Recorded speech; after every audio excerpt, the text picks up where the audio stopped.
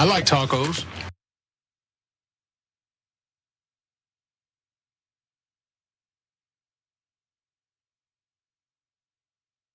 I need it! I need it! Let's go! The guy!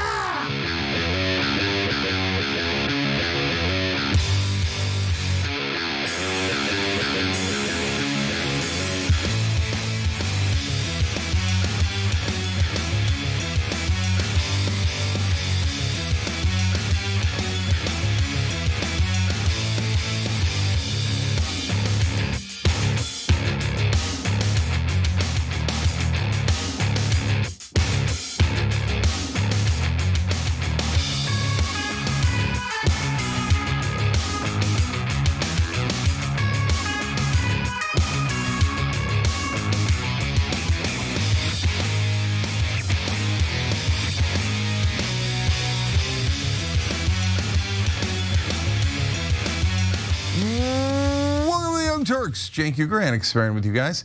I wound up listening to a little bit of a right-wing show because it's in the rundown today, and I think this story would be better told on your one shot. Oh, sure, yeah, okay, why not? And you know what I realized? They're still kissing Israel's ass and pretending that there's a real reason to go to war. And I don't mean all the right-wing shows, but I do mean a lot of them. And I don't know, that's like amazing to me that they haven't caught on to their own audience saying, we don't want this war. And it's incredible what Israel's power, the propaganda out there is amazing. Anyway, obviously the war is coming. So that's going to be the first topic. We've got the latest developments on when it might start. State of the Union's tonight. So good news, we're going to cover the State of the Union, me, Anna, and John. So after the Young Turks, we'll have State of the Union. And then even further good news, after that, I'm going to give my State of the Union, which of course everybody's on the edge of their seats for. That'll be fun. All right, anyways, Trump's polling disaster. Tom Massey has started naming names on the floor of the House. We love it. So a lot to get to. Casper. Well, we do begin with some updates on the impending war with Iran, and I wanted to start off with this. Do we have a cold open for this? President Trump has been really cautioned that if he ordered the US military to hit Iran, then it would almost 100% not be this kind of one and done decisive blow that he might want. And that would translate into a series of strikes. And if you want to push it further, that could then turn into a wider, longer confrontation with Iran, possibly pulling in the Middle East. So basically this kind of domino effect or some kind of spiral into a greater conflict, Michael. Further reporting also says that advice has come straight from the Joint Chiefs himself, the top general, General Dan Kane. Well, that's great news for Israel, of course, because the United States has now ordered the evacuation of all non-emergency personnel and their family members, by the way, at the US Embassy in Beirut, Lebanon, in preparation for an attack on Iran. Now, you might be wondering, why would attack on Iran translate to the US Embassy in Lebanon, in Beirut, Lebanon, being evacuated? Well, that's because of the fact that this could very likely turn into a much larger regional war, and the US wants to be prepared for that. Cenk, were you expecting this? Well, I'm certainly expecting that Iran is going to get attacked because Israel has ordered it, and apparently we don't have a choice. As you're going to see in this story, almost all the preparations are ready, so we're on the edge. And everybody's debating it. And I was on Piers Morgan yesterday. We dropped today. We'll show you some of the arguments that I made against this war, and really all the people that are in favor of this war are Israel first. No one else in America. So you're going to see all of that in a minute. So a State Department official told The Hill that the evacuation order was prudent, given the security concerns that a full-blown war will break out in the region, meaning in multiple countries, not just between the United States and Iran. Now, the last time the embassy in Beirut was similarly evacuated with non-emergency personnel was last summer on June 22nd. And this was, of course, when the United States began bombing the nuclear facilities in Iran, and as the 12-day war was underway. Now, luckily things didn't spin out of control after the US decided to bomb Iran's nuclear facilities. There was a lot of concern that things would spin out of control. But you really do have to give Iran credit for showing considerable restraint in an effort to prevent a broader regional war, something that I wish our special ally Israel would have some interest in, but alas, they don't. So Iran attacked the US's airbase in Qatar, if you can remember, but it provided notice of its planes to strike, giving the US time to evacuate and prepare to intercept the missiles. Now, they did that to essentially show the Iranian people that the Iranian government had some response, but they didn't want any Americans to be killed in the process. Now, just to juxtapose that with what the Israelis have done to Americans in the West Bank, how many Americans have been killed by Israeli settlers in the West Bank so far, Cenk? Well, overall 10 in the last 3 years, but some were in Gaza because Israel murdered some aid workers that were Americans while they were trying to deliver food to the Gazans. That's right, that's right. But anyway, just going back to this story, over the weekend, the US began removing hundreds of American troops from its bases in Qatar and Bahrain, similar to what was done during the 12-day war last year. But it is worth remembering that Iran is less of a problem when it comes to bombs over Beirut, for instance, because Israel recently escalated its strikes on Lebanon, which it has continued launching in violation of a November 2024 ceasefire deal, killing 12 people in attacks on the eastern Bekaa Valley on Friday and Saturday. And to be clear, Israel, according to reports coming out of Saudi Arabia, is planning to bomb additional countries very, very soon. So Israeli sources recently told the Saudi outlet Al-Sharaq Al-Awsat that Israel could launch massive and unprecedented strikes on Lebanon, Iraq, and Yemen if Iran's allies get involved in a potential US-Iran war. So again, I just want to be very clear with our audience so you know what to expect. This potential war between the United States and Iran is not going to be some easy one and done situation. Israel is already preparing to bomb additional countries during this war, and that has a high likelihood of spinning out of control and turning into a devastating regional war. Now, we can talk about the US's preparedness in this upcoming war in just a bit. But before we do, Cenk, some thoughts on what I've shared with the audience so far. Yeah, so look, as you all know, there's no reason for America to go into this war. We have no interest in Iran. They have no nuclear capabilities. Their ballistic missiles can't reach us. Their foreign policy is their business, not our business. So I want you to remember all of that when the fighting begins, because I think that this war is going to get super messy super quickly. So it's not going to be a slow ramp up to disaster. I think we're going to hit disaster pretty quickly. And when we do, what's going to happen next is that Israel first, and go along with all of mainstream media and almost all of our politicians, are going to come back and go, oh my God, I can't believe Iran hit us. Well, that's it. We got to go more and deeper into the war and deeper into the war. And oh my God, they hit Israel. Like 2.5 people died. We have to avenge them for the next 20 years, 40 years. The most precious lives in the world have been lost to Israelis, etc. I, on the other hand, am struggling already ahead of time with, should I have any sympathy for any Israeli killed in this war? And the reason for that is because they are definitively starting the war, definitively. And they've brought 1/3 of our fleet into the Gulf to attack Iran when we have absolutely no interest in it. So every American loss is on the head of Israel, and every Israeli loss is on the head of Israel and no one else. And we should not go deeper into this war. I hope Trump runs after we run into trouble, because we will almost certainly run into trouble if he digs in deeper with this big a force. It's going to be an absolute nightmare. By the way, 1/3 of our fleet means sitting ducks everywhere. And now it's not normal warfare, guys. There's drones that could hit these guys in 18 different ways. So I think that this is the first war where we're going to find out that we are no longer in charge of the whole world. So thank you, Israel. We appreciate it. Way to help destroy our empire. Well, let's talk a little bit about the ongoing military buildup off the coast of Iran in the Persian Gulf specifically, because just over the last 24 hours, there's been even more of a military buildup that, to me, indicates that this is more than just a bluff from President Trump. It does look like he is preparing for potentially a sustained military campaign. So The US has continued this military buildup near Iran, and since the second round of talks took place with the Iranians on February 17th, where unfortunately the Iranians were under the impression that there had been at least a little bit of positivity, maybe some indication that there could be a deal. Now it turns out that no, the US has continued with its ongoing military buildup in preparation for war.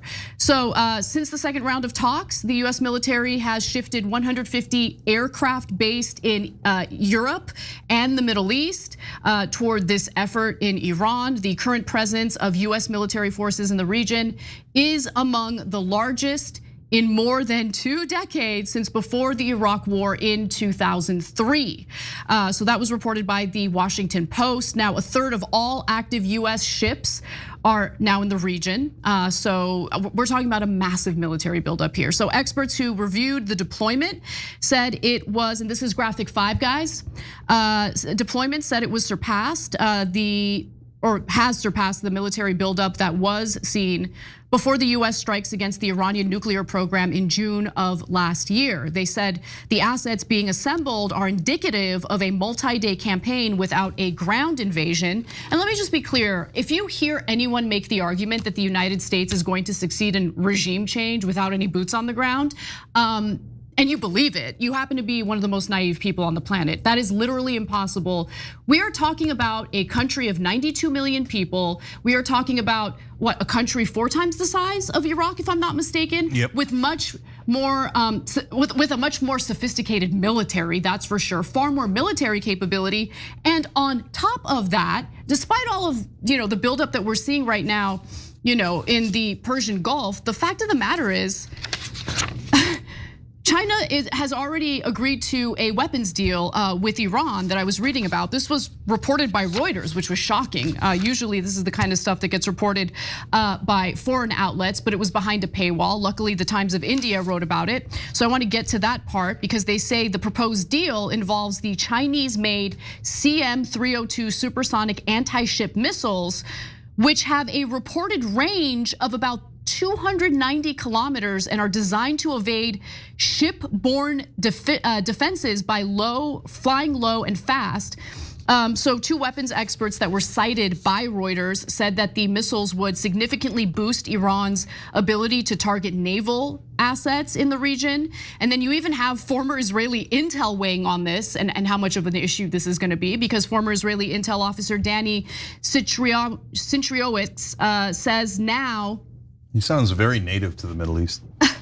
I know. This is what he says. It's a complete game changer, meaning Iran obtaining these weapons from China.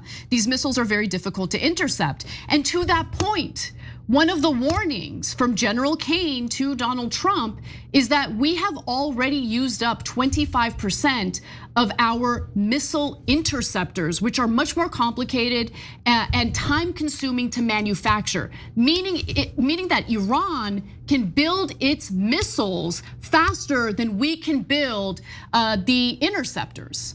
So just take all of this into consideration. Anyone who's trying to sell this to you is like, we're America, one and done, super easy, not a big deal, real quick strike. That's not what this is gonna be.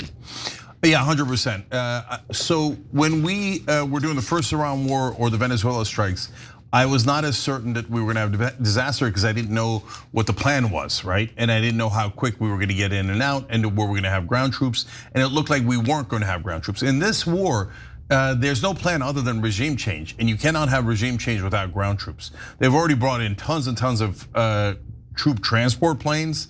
I don't know what's in them, but this is not a war that you could win from the air. And this is let's see if I'm right, but my guess is that this is the first war where we will have significant pushback from the country that we're hitting. What I mean by that is not guerrilla warfare like we had in Afghanistan and Vietnam and Iraq. No, I mean conventional weapons and drones and new weapons doing significant damage to our ships and our planes. We haven't had that in decades. I mean, we haven't had a ship bombed since the Israelis hit the USS Liberty, if I'm not mistaken. And the Israelis had good advanced technology at that point, and they knew it was us. And so the Israelis could murder us. Yes, that's true, but they're theoretically on our side now. So one of our ships hasn't been hit in forever. And with these weapons, there's a really good chance it can get hit. And then what are we gonna do if an aircraft carrier sinks? This whole country is gonna go nuts. And the Israelis are gonna go, yes, a new 9/11 for us to take advantage of. That's it, you have to eliminate all of our enemies and spend trillions of dollars. And by the way, Turkey's next, and our greed knows no bounds, and the permanent war continues.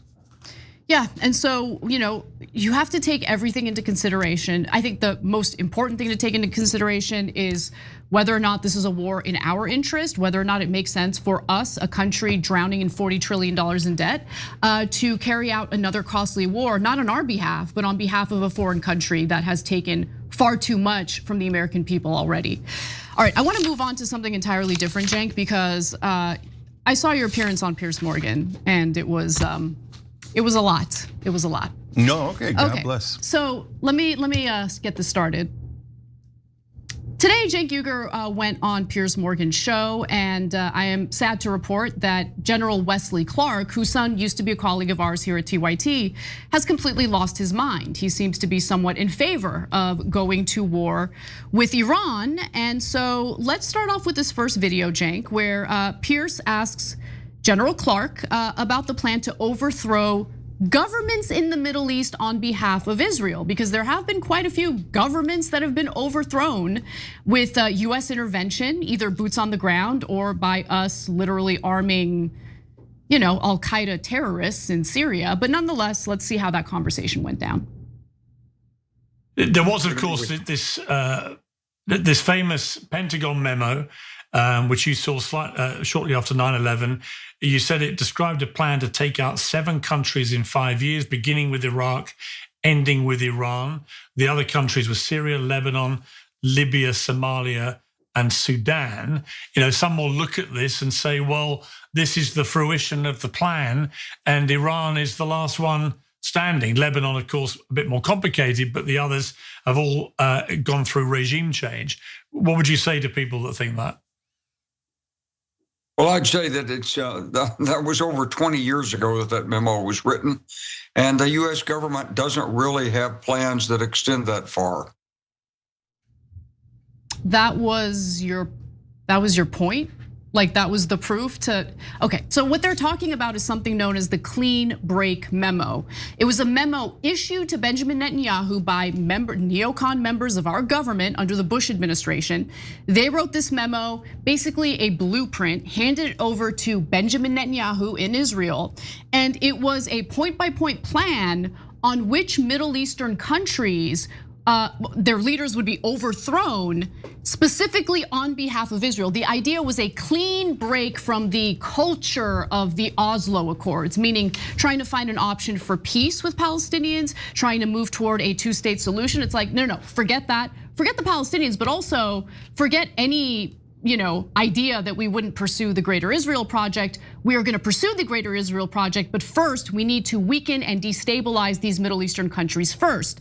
So the clean break memo starts with Iraq, ends with Iran. Go ahead, Cenk.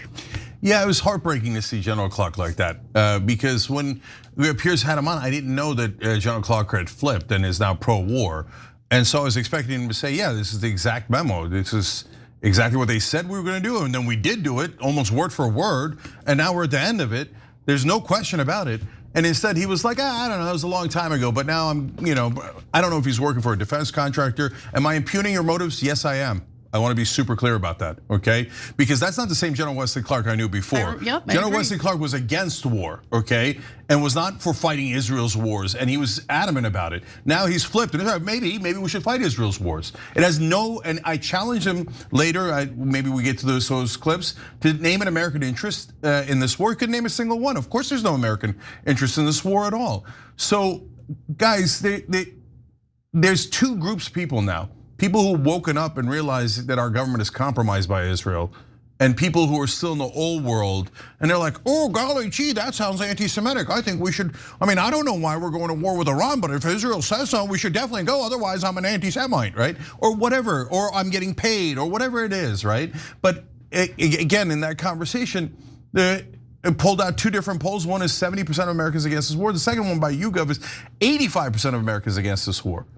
And the 50%, I assume, are boomers who watch television with nonstop propaganda of we must go to war. And every piece of that propaganda, Anna, is identical to Iraq. They're not even trying to change the playbook. And I'm watching right-wing shows and mainstream shows getting hooked like, oh yeah, they might have weapons of mass destruction. I'm worried about a percentage of uranium, right? Are you kidding me? Yeah, I mean, look, if you're a normie, you're among my favorite people. It pains me to see normal people get fooled by very obvious propaganda that's easily disproven. So with that in mind, let's see the very beginning of Cenk's showdown with General Wesley Clark.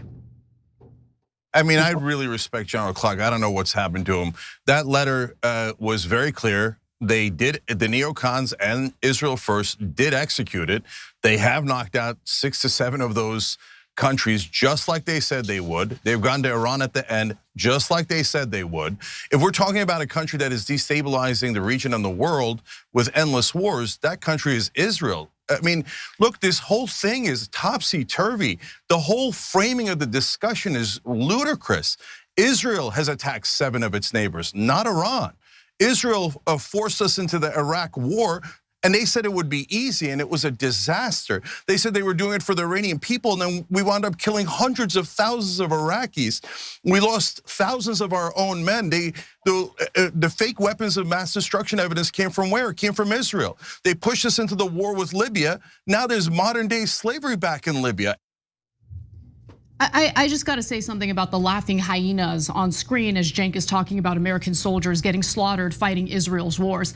That's what they're looking forward to when it comes to Iran. Laughing hyenas, absolutely disgusting, absolutely dismissive of the fact that we would be risking American lives to fight this war on behalf of their, Israeli masters. Anyway, go ahead. And they're like, oh, we're gonna get them to fight for Israel. We're laughing at you, America. That's what it felt like there. And so I don't know if they think that that's gonna throw me off my game. No, please do more of that. Yeah. Please do more of that because I want Americans to know what you really think about them. I want them to know. Yeah. So look, the only thing I'm gonna say for now, we got more clips, is that notice my decibel level, perfectly normal until I start getting interrupted, right? So that Israel First 101 is interrupt. And so when you see me raise my decibel level, it's only because someone's come in and tried to stop what I'm saying because they don't like what I'm saying at all. They thought they could contain it. And one of the reasons they're most angry at me and Tucker Carlson and Anna is because they're like, you're supposed to shut up when we call you an anti-Semite. You're supposed to say everything that Israel wants you to say on television and on media. Why are you guys disobeying? Well, we're disobeying on behalf of those 85% of Americans who don't want any piece of this war. Let's take a look at how General Clark responded to what Cenk was saying there.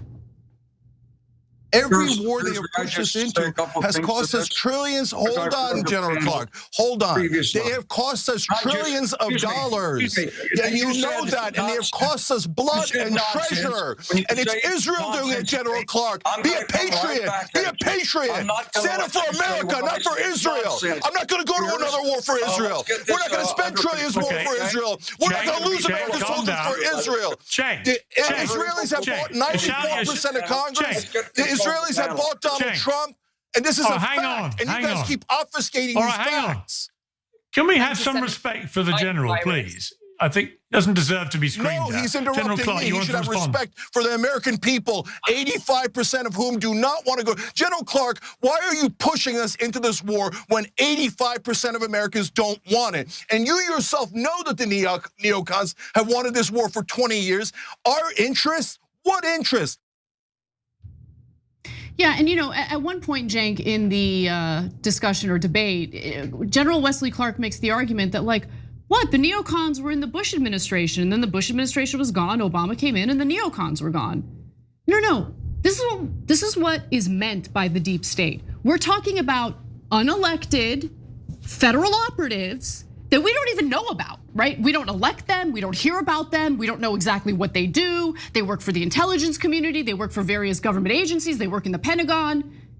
Those people don't change from one administration to another. And those unelected, shadowy figures behind the scenes are the ones who make decisions that we have no say on. So like, again, the idea of like, oh yeah, then Obama came in and everything changed. No, it didn't. No, it didn't. We have continuity from one administration to another when it comes to foreign policy. That's very obvious and clear. And that's when I knew that General Clark was gone. And again, that's just like I was kind of devastated to see, because look, I remember Howard Dean, and he was a brave fighter and progressive populist, et cetera, back in 2004. Then he became a lobbyist. Then he started going on Morning Joe and saying, "Oh, Big Pharma's right about everything, and corruption's not that big a deal." And it was just humiliating to see. So when General Clark said, "Oh, those were the neocons that we left behind in the Bush administration, and we've had different," but see, I know General Clark. He's really smart. So it's not like he doesn't know. The Israeli lobby is permanent. The Israeli lobby's been here the entire time. They've given money to 94% of Congress, and as I was saying, they're #1 donor to Trump and Biden, Mike Johnson, Hakeem Jeffries, Chuck Schumer. It's not like General Clark doesn't know that. For him to go, "Oh golly gee, the neocons and the Israeli lobby, what are they? I don't know what they are." Come on, General Clark, what are you doing? What are you doing? No doing? paychecks worth that. All right, we have to take a break. When we come back, I wanted to talk a little bit about the big fight among those on the right about the possibility of going to war with Iran. You don't want to miss it. We'll be right back.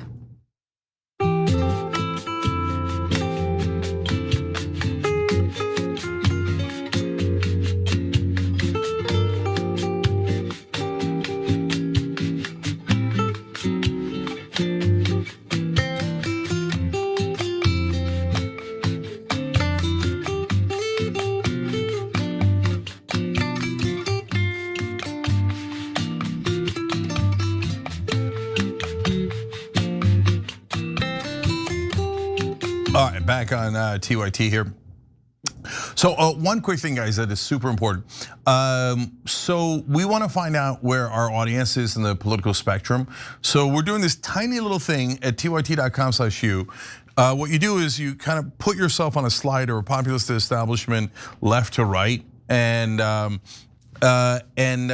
then answer this question of which political figure do you feel you're closest to? And some of the answers there are super interesting. So we want to get a sense of who you guys are, who our audience is. So let us know. Again, I don't think it'll take longer than 30 seconds. It's just 3 super simple questions. tyt.com/u on that one. All right, let's go to our members. By the way, ring the bell if you can. If you're watching this on YouTube, that makes a big difference for us. All right, Guam will capsize Dragon says, "I like the idea of giving Marjorie Taylor Greene a Dem seat so she can yell at Trump like she did Biden." We'll get to this later, but I think the Dems boycotting it and not showing up, I don't know what it accomplishes, but all right, it's okay. It's not that big a deal either way, but later in the program, more on that. Nerd Ferguson says, "You could always tell how good of a mood Cenk is in by how many W's he puts into his welcome to the Young Turks." I think that that's really smart. As soon as I read that, I was like, I think he might be right about that, and I never thought about it before, so way to go. AKA Delaware Dragon says, "It's a bad time for an Iranian, Lebanese, or American soldier. Also a bad time to be living a living being in Iran, Lebanon, or anywhere around there." Yeah, there's no end to Israel's appetite for war, so God help you if you live in the Middle East. Israel thinks that they're entitled to the entire place, and that you have no place at all. You're disposable. The only citizens that matter are Israeli citizens. That is their belief, and they do it every time. They show it every time. It's endless war, endless murder, endless land acquisition. Art Guy says this potential war is a test of Trump's advisors and supporters screaming at him to not go in versus Israel's blackmail to force his hand. Oh no, Art Guy, they bought all of his advisors. The only people, and I saw this on right-wing shows, that are maybe slightly anti-war are JD Vance and Tulsi Gabbard, but I don't believe that either. I think that's just marketing so that they can keep JD Vance as theoretically anti-war when he runs again, because they know how much the country hates war. And they're all in favor, but almost everyone in that White House has been bought by Israel. Marco Rubio has gotten so much money, at least 6 million at a bare minimum that we know of, right? All of them. Hegseth has been a huge Israel guy for a long time. In his book, he wrote about how the IDF should be in the streets of America. Lunatic, total lunatic. We have more on him later. Jacob Saylor says, if history has anything to tell us about the last 50 years of American intervention, if we go to war with Iran, then in 10 years, Iran will still be there and a lot of Americans will be dead. Yeah, that's nearly guaranteed. And Israel will think, good, we got regime change. Who cares about the dead Americans? Israel's priority is #1. And that you think that's hyperbolic, but that is what happened in Iraq. And they loved it. And after 9/11, Netanyahu was super excited. Now America's gonna have to kill all of our enemies. And they did. We've wiped out almost everyone but Iran in the Middle East for Israel. So that's why they're the last ones left. Mongoose Dragon says, this might be one of the most fascinating in a twisted, effed up kind of way, State of the Union speeches ever. I agree. We'll be back.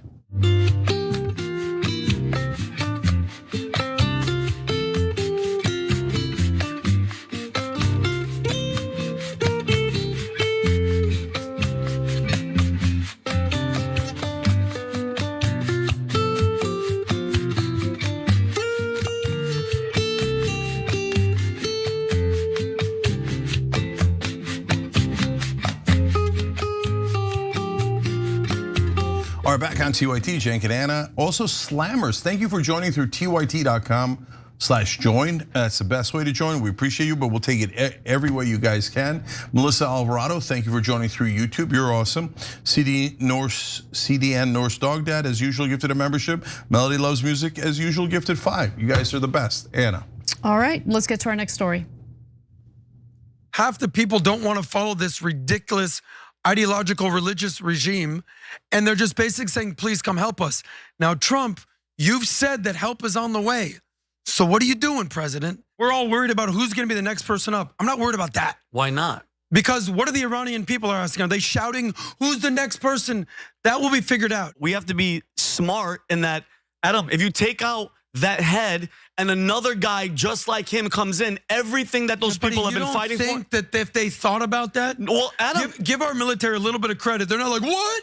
No, We're gonna get a new leader. Adam, in there? they thought Look of what it. they did in Venezuela. Well, comparing Iran to what Trump carried out in Venezuela is maybe the worst comparison because of the fact that the whole goal with this war with Iran is regime change.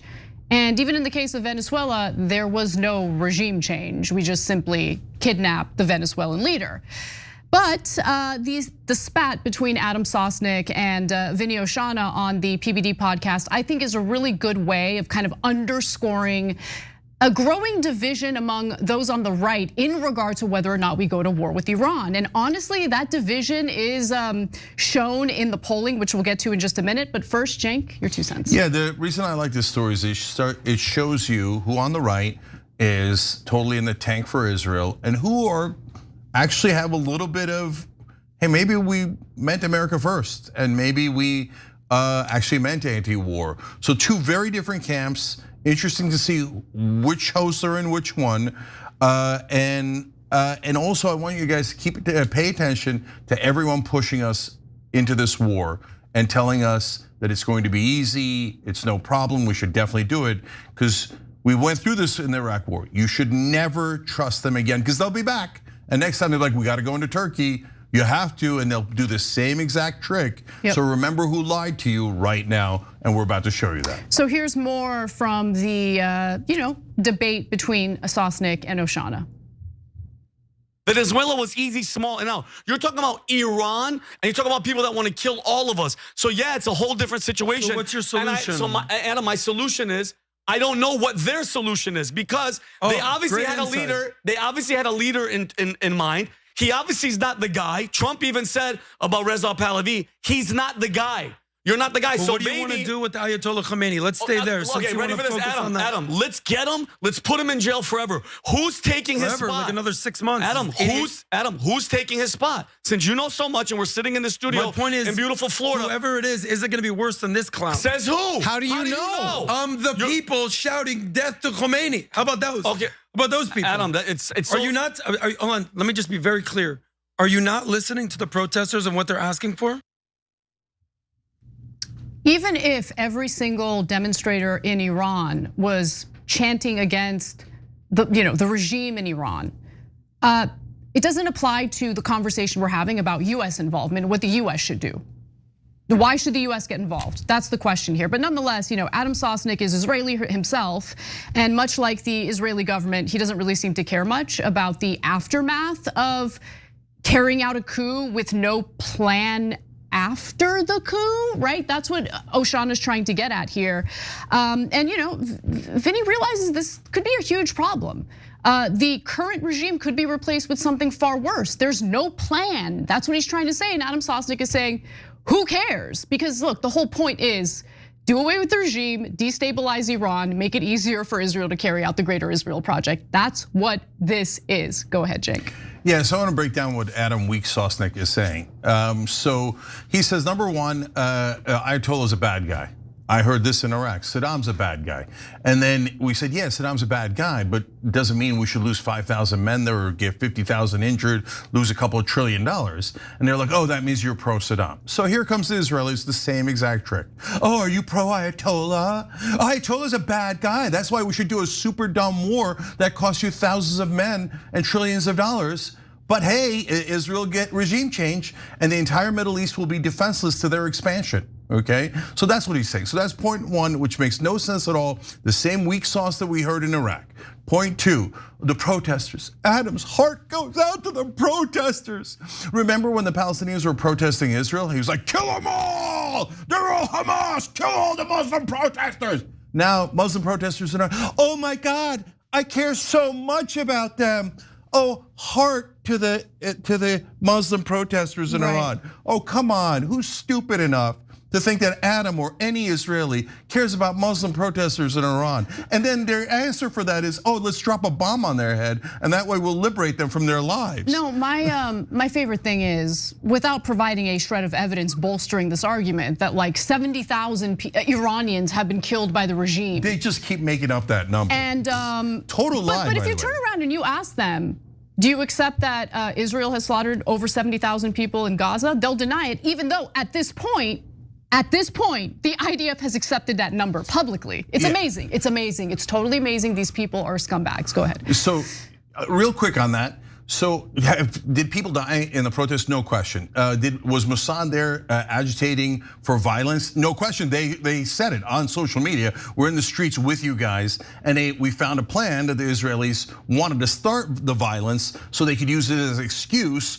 for the war. Then they made up a number, totally unverified by anyone. I wish we knew what the real number was. There is a real number. People were killed, and I'd love to know it, but we don't know it. They just made it up complete. So when you hear 30,000, it's nothing but a lie. So to Anna's point, we have 71,000 killed in Gaza at a bare minimum, and now the IDF has actually confirmed at a minimum of 71,000. But Huckabee just the other day with Tucker Carlson was like, oh, I don't know, there's no numbers. It's Hamas, you can't trust the numbers. And then they're like, 30,000 killed in Iran. It's amazing. Oh, okay, so you're lying, 100% lying. So look, one thing we know for sure is that Adam Sosnick does not believe that democracy is even possible in Iran.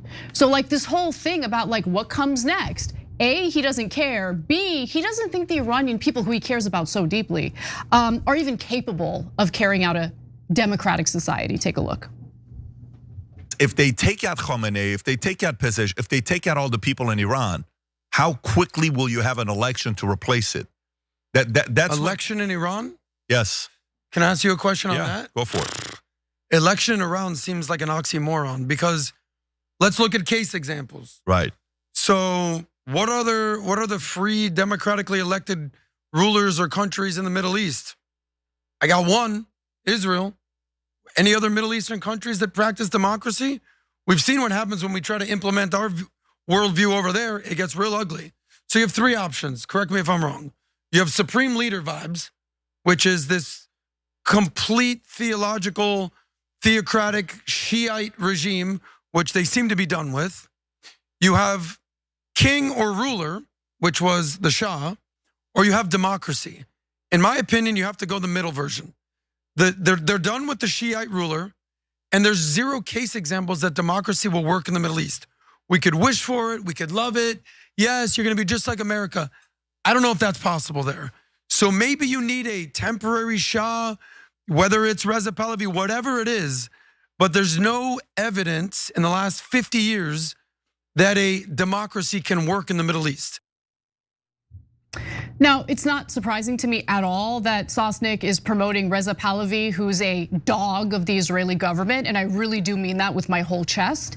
They want an easily manipulated, easily controlled, Israeli puppet in Iran, and that's why he's like, no, they're not capable of a democracy. And I also know Adam Sosnick is not really a well-read individual, right? It's not really something that interests him. But maybe I can educate him on the fact that Iran actually did elect someone democratically, but democracy is real difficult to carry out when the United States and its allies aren't in favor of the leaders that are chosen through a democratic process.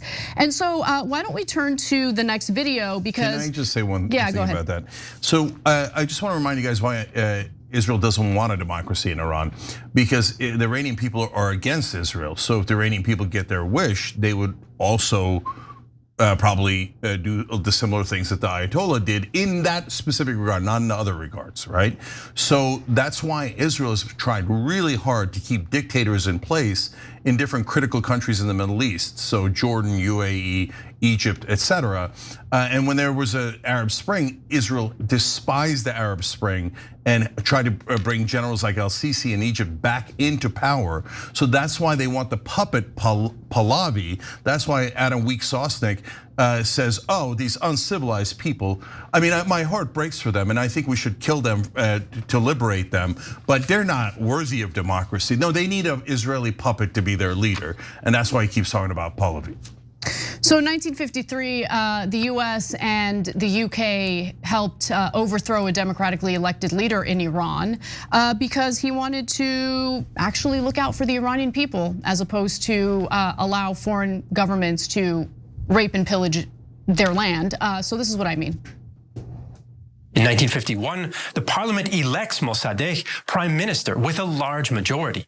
He's a wealthy landowner and a monarchist, but introduces sweeping reforms, including more rights for workers, social security, and a tax on landowners.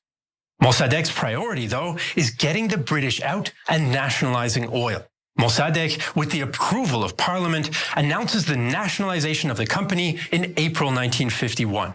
Meanwhile, the British still want to recover their stake in the oil industry and approach the Americans with a plan for a coup in Iran. In November and December 1952, CIA and MI6 agents hold secret talks. The US agrees to the plan despite the objections of some CIA officers, and Operation Ajax is born. The CIA, MI6, the Shah, once he'll be informed, and some anti-Mossadegh Iranians will work together to remove Mossadegh from power. And that's what they did. So the insulting claim that the Iranian people are incapable of democracy, when he probably knows the fact that we joined forces with other allies to overthrow a democratically elected leader, is it's Sosnick 101. It really is. To be fair to him, he really might not know it. He doesn't know much at all. He didn't know what the Persian Gulf was called. So look, there's a split within the right, and Vinny has the right instincts, and Tom sitting next to him kind of halfway agrees. But it's like, I'm gonna keep it real. It looks like Patrick Bet-David wants the war. He does. And it looks like he wants whatever Israel tells him to want. And so, yeah, I'm saying that, Pat. Go ahead, show me wrong. All you do is Israel, Israel. Oh, we should go to war for them, right? So he does. Show me wrong, okay? So I watched the whole thing and the whole half-hour discussion. 90% of it was rah war. And Vinny saying like, are you guys sure? And Tom saying a little bit like, do you know what you're doing? But even at the end of the day, because Pat wants it, they're like, oh, okay, I guess we should knock out the Ayatollah. Yeah, war's gonna be great for us.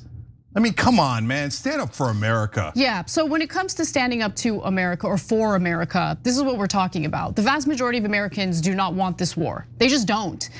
So there are so many polls cited at this point, but the latest one is from the University of Maryland. So I wanna give you the results of that. It was released on February 15th. When asked, do you favor or oppose the United States initiating an attack on Iran under the current circumstances? 21% of respondents favored the attack. Just 21%, okay? By the way, there are polls that show an even lower percentage, but this one says 21% of them did favor it, 49% opposed it, and 30% said they did not know. Now, support was highest among Republicans, But only at 40%. Only 40% of Republicans favor going to war with Iran. That is a big deal. And guys, always look at the independents. That's the only thing that decides elections pretty much. And 21% of independents want this war. Basically 8 out of 10 independents. And according to other polling that I cited earlier in the show, one's, I think Reuters at 70% and the one YouGov at 85% against the war. So put them all together, it's about 8 out of 10 Americans are against this war. The 20% are either Israel first or boomers who watch TV and get brainwashed by CNN and New York Times that never talks about the downsides, and is pretending that this war is going to be easy. So no, it's going to be a disaster, and it's going to be Adam Sosnick's fault. It's going to be Mark Levin's fault, Ben Shapiro's fault, Trump's fault, everyone in the administration that co-signed onto this war. And Anna, give them more names to blame, because I want the American people to know who did this to them, okay? Because all the right-wingers who are on the side of attacking are basically bowing their heads to Israel. So go ahead. Actually, we got to take a break, Cenk, sorry. Okay, can we just read the list? Do we not have a list? Wait, the list of what? Sorry. The right-wingers who are on one side and the other side. I don't have that list, no. Okay, all right, oh well. Sorry, we gotta take a break, I'm sorry. There's some breaking news I gotta look into. We'll be right back.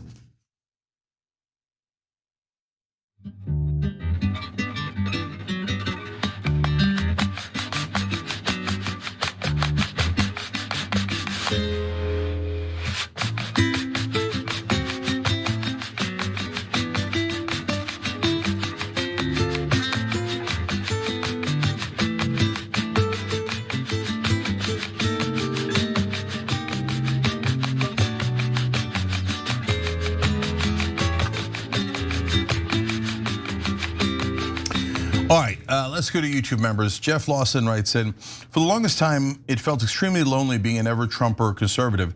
Sadly, it's come to this for my friends and family to wake up. Both the reps and the Dems are Zionists. Yeah, they're being paid. It's not complicated. The only reason why everybody in the country doesn't know that our congresspeople are totally, completely corrupt and completely work for the donors is because our media lies to you 24/7.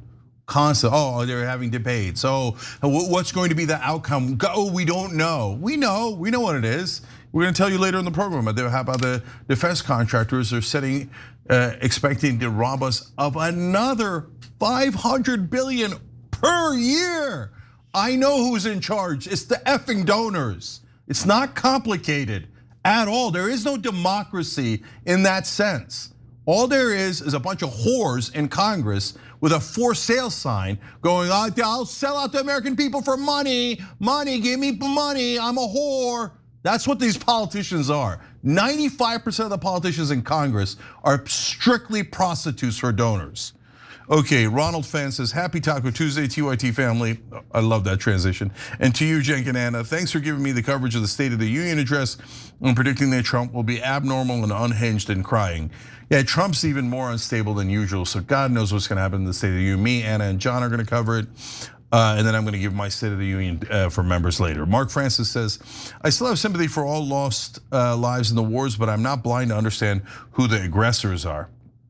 I think that's referring to my point about the Israelis. Look, I hate any lives lost. I don't want a single Israeli to die in this war. And there's a great way to prevent that and protect the Israeli citizens. Don't start the war. So all I'm saying is, if the war starts, it looks like Iran might be able to reach Israel and get through Iron Dome, maybe, okay? And if it does, I guarantee you that the Israel First crowd here will cry like banshees.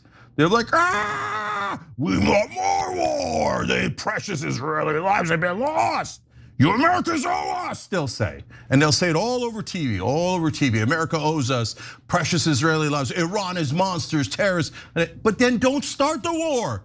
Don't start the war. Israel is 100% starting the war. So then later when they cry, I'm gonna have a lot less sympathy, okay? It's a great way to not lose people is to not start a war.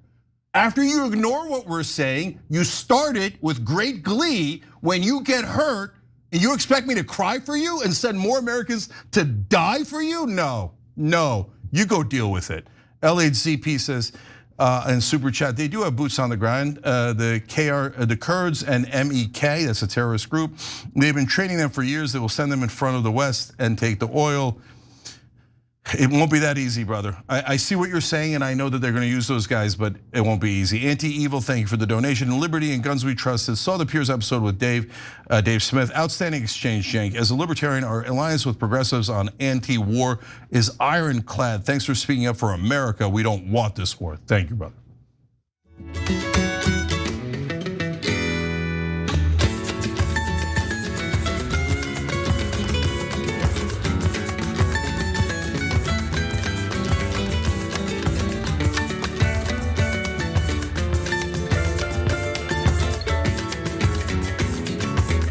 All right, back on TYT, Cenk and Anna with you guys. Razek Abdul Noor, thank you for joining. We appreciate you, brother. Anna. Oh, sorry, real quick, I got to remind you how to save money. So tyt.com/switch, you guys know this, switch to Noble Mobile. There's no reason to worry about it. I already switched, the service is perfect. Nothing about your phone changes. And I'm paying in the 30s every month. If you're paying more than that, brother, please save some money. It takes about 5 minutes. tyt.com/switch, tyt.com/switch. Super easy. All right, Anna. All right, let's get to our next story. Whenever you just casually throw around terms like Nazi, like fascist, like Hitler and racist, what do you think the consequences of that ultimately will be? We are better than this as a country. And I'll tell you, as a family member, I keep wondering, how many chances does one man get? He's not going to be lucky enough at some point. Thank God he wasn't at Mar-a-Lago and the First Lady wasn't there this weekend, but you don't get lucky every single time. Now would be a great time to remind the American people that members of the Trump administration, including agents with DHS, have referred to literal American citizens as domestic terrorists in justifying the fact that militarized federal agents shot and killed them on our own streets. But anyway, that's not what this story is about. This story is about something that's actually pretty terrible, and that's political violence that continues in this country. Earlier this week, in fact, over the weekend, I should say, an armed man was shot and killed by Secret Service after he entered the secured perimeter of Mar-a-Lago. And while Republicans like Laura Trump want to roll out the same talking points about, like, you're calling us Nazis and that's why this is happening. Fact of the matter is, the motivation behind this would-be assassin had to do with the Epstein files. We have some clarity on that. We'll get to it in just a minute, but Cenk, your 2 cents. Yeah, violence is super dumb. The worst thing you could do, and it hurts any movement that it's a part of. Anna. So, according to Palm Beach County Sheriff Rick Bradshaw, the would-be assassin, they believe that he was attempting to assassinate Donald Trump, was identified as a 21-year-old named Austin Tucker Martin of North Carolina. So Trump was not at Mar-a-Lago when this incident occurred. Now, Martin was confronted inside the north gate of the Mar-a-Lago complex and was carrying what appeared to be a shotgun and a fuel canister. Bradshaw said during a news conference on Sunday that the man was told by law enforcement to drop the items. Unfortunately, that's not what he did. The man put down the canister, but raised the shotgun to a shooting position, prompting the dispatched officers to open fire and kill him, according to the sheriff. Now, the family members of the suspect described him as being, it's always the same thing, quiet. He was actually afraid of guns, but that he did grow up in a Trump-supporting household. According to the Associated Press, Braden Fields, who happens to be Martin's cousin, says he wouldn't even hurt an ant. He doesn't even know how to use a gun. He also said that his cousin didn't discuss politics. Quote, "We are big Trump supporters, all of us, everybody," Fields said, but his cousin was real quiet, never really talked about anything. But you know what? That might not be fully true because according to reports, Martin worked as a groundskeeper at a local golf club for the past 3 years, and TMZ spoke to those who happened to work alongside him. And they say that he was actually pretty outspoken about his Christian faith and political views, regularly supporting Trump through his comments. But more importantly, telling colleagues as recently as late last year that Trump was a strong leader, but that started to change, okay? Sources who worked with Austin at Pine Needles Lodge and Golf Club in North Carolina tell TMZ he became fixated on Epstein following the latest release of information tied to the files. Co-workers tell us he was deeply disturbed by what he believed was a government cover-up and often talked about powerful people getting away with it. Something that we here at TYT have been incredibly frustrated about as well. There have been many revelations from what the DOJ released, as heavily redacted as they are, and we want investigations, possible prosecutions, and it seems like the DOJ is dead set on not doing anything about any of the revelations we're learning about. But in a text message sent to a coworker on February 15th, Martin wrote the following, quote, "I don't know if you read up on the Epstein files, but evil is real and unmistakable. The best people like you and I can do is use what little influence we have. Tell other people about what you hear about the Epstein files and what the government is doing about it, raise awareness." He was also beginning to grow increasingly frustrated, especially regarding our current economic situation. We're told he often complained that young people need 2 jobs or roommates to afford moving out. Our sources say he still lived with his parents. Austin also tried to start a union at work to push for higher wages, but no one signed on. Outside of his job, he was a sketch artist attempting to sell drawings to people locally. Yeah, so this is indicative of a couple of things, as we've been telling you from day one. Trump's base is going to turn on him, and they have begun to turn on him. And this is taking it way, way, way too far. But it's a small indication of what's happening in the country. But more importantly, it's also an indication of the desperation. So I'm going to repeat, and we've said this probably more than any show, all other shows combined. Violence is never the right answer. It's immoral. We here are part of a nonviolent movement, and we're for peace. We're for peace in the Middle East and here at home, okay? So, but more importantly, or equally importantly, when you do violence, it shuts down a movement. It gives the government an ability to clamp down, do more of a police state and surveillance state. And so do not ever do violence. It is deeply counterproductive and deeply immoral. Okay, now the final part of it gets to the desperation. Guys, there's a head-on collision coming, and I don't know what's gonna happen in that collision. You know, I love predictions, and this is the one I can't make because it's so unpredictable. So what do I mean by a head-on collision? This is like the tip of the iceberg. So we have a whole bunch of super angry young guys. Their wages are super low. Now some of them can't get jobs soon because of the AI catastrophe. A lot of them won't be able to get jobs. And they can't afford houses. The American dream is going away. The prices are too high. The government doesn't ever seem to help them. Whenever they turn, the government's doing something evil, starting a war, getting people killed, doing the Epstein files. And it seems like no matter who you elect, Republican or Democrat, you get the same uniparty.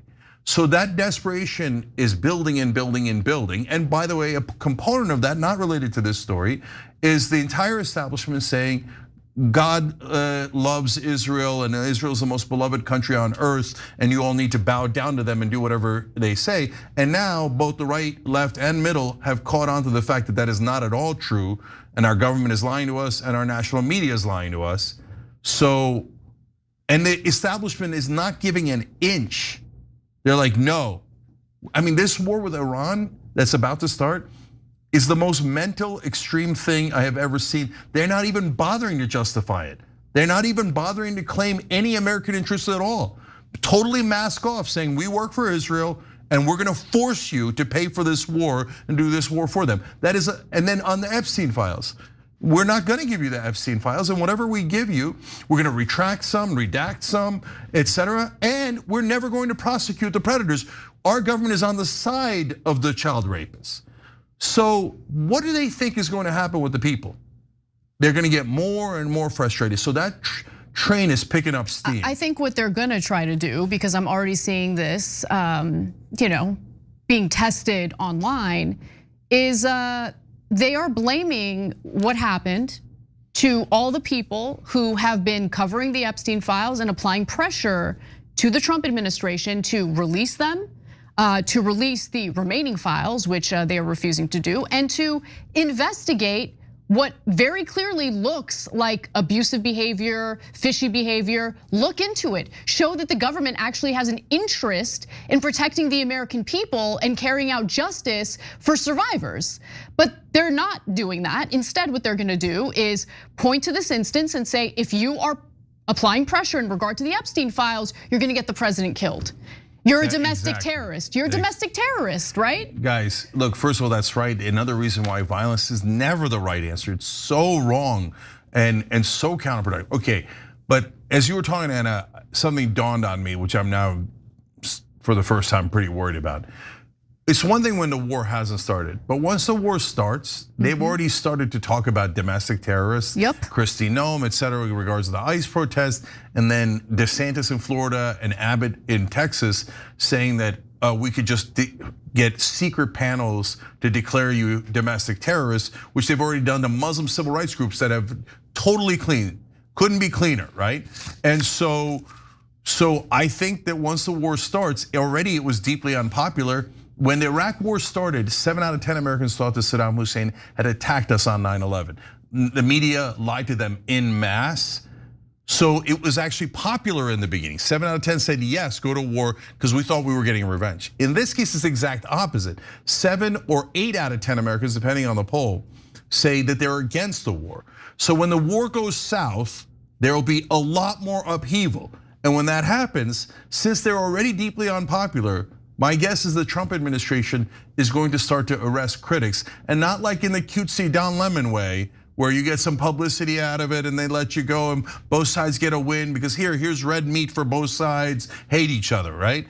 No, as in, no, we're gonna start rounding people up, right? You're opposing this war, that's it. We're using that as an excuse, you're on the Ayatollah side.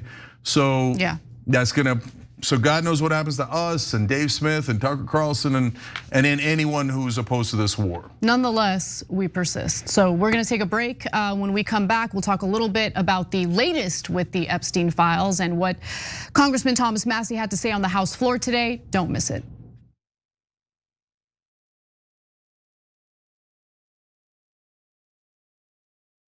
Every day, the Young Turks delivers 2 hours of solid, fact-based, timely news and progressive commentary on all the day's most important stories. We keep our viewers informed while also providing perspective and insight on the news we cover, so you understand not only what's happening, but also what's happening behind the scenes, the stories behind the stories. We play musical chairs and put these children in one awful detention facility to the next. That's what's happening at the border. The things that got him banned, he's still spreading. So presumably, I think it's reasonable to say that if you allow him back on the website, he's going to do it again. Any legal voter that we deem not willing to vote for my side shouldn't vote because it'll replace me that's supposed to vote for my side. That's not how voting works. That's not how democracy works. And while many people following today's political news can get discouraged about the direction of the nation and the world, that's not us. At TYT, we're genuinely optimistic about the future, and with good reason.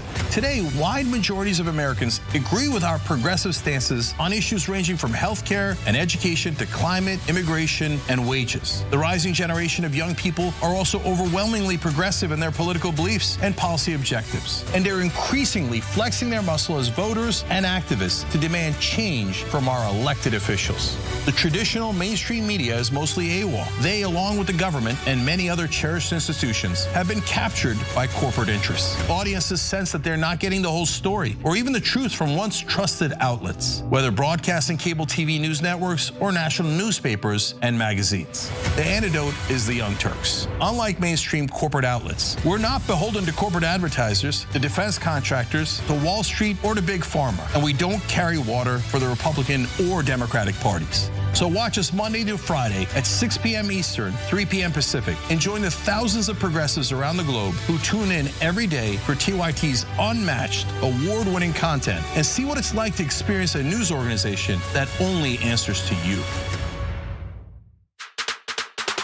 Indisputable, exclusive, disputable, exclusive. We brought you this first. No other news agency has this video. No other news agency has this story. Every week on Indisputable, we do original, exclusive, investigative reporting you'll find nowhere else. Our reports have been viewed by millions. Hosted by Sean King, Ben Crump, Senator John Ossoff. You, through your investigative reporting, unearthed very troubling allegations about specific forms of abuse and discrimination in the federal prison system. We catching these cases on camera. Just imagine the things that we don't see. Our groundbreaking investigations and exclusive interviews bring you the real voices no one else wants you to hear. We tell the stories. Imagine a prison that is so racist, the corrections officers contact me. That is a life or death situation being created. A black woman who was driving for Uber was allegedly assaulted by a white male passenger. After we got involved, roughly 24 hours later,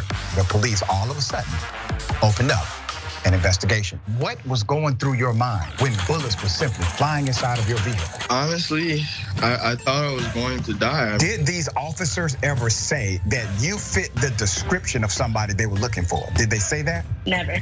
Okay, that means they lied. And we want you to be part of our truth-telling movement. Send pictures and video of stories no one else is telling and a 1 or 2 paragraph summary of the story to Indisputable's exclusive tip line at indvideos@tyt.com. If you have more information about what's happening at this particular facility, please let me know. Together, we're challenging the system, and together, we're making a difference. I have the entire background to this story, and it is going to make your blood boil. Indisputable with Dr. Rashad Ritchie, unveiling the truth, empowering the people. Weekdays at 2:30 p.m. Eastern, 11:30 a.m. Pacific.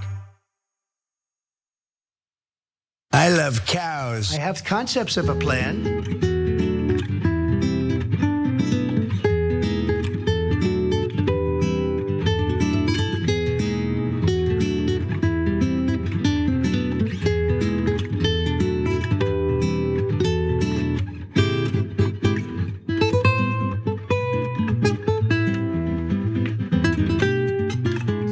All right, back on TYT, Cenk and Anna on the online news show. Konstantin Kaviris, thank you for gifting 5 memberships on YouTube. And Happy Warrior Dragon, thank you for gifting 5 on Twitch.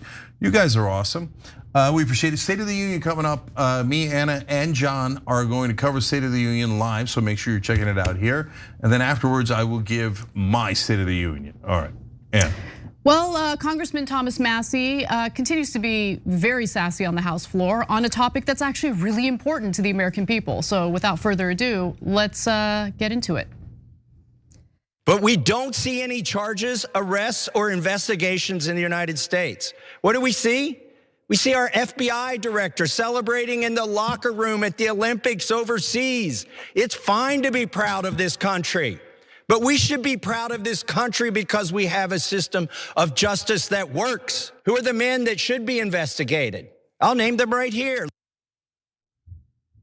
Congressman Thomas Massie engaged in a fiery rebuke of the Justice Department over their failure to investigate, some of the revelations we've learned over the release in the Epstein files. Now, he's about to reveal the 3 men that he would like the DOJ to investigate. But before we get to that, Cenk, your 2 cents. Yeah, classy Thomas Massie.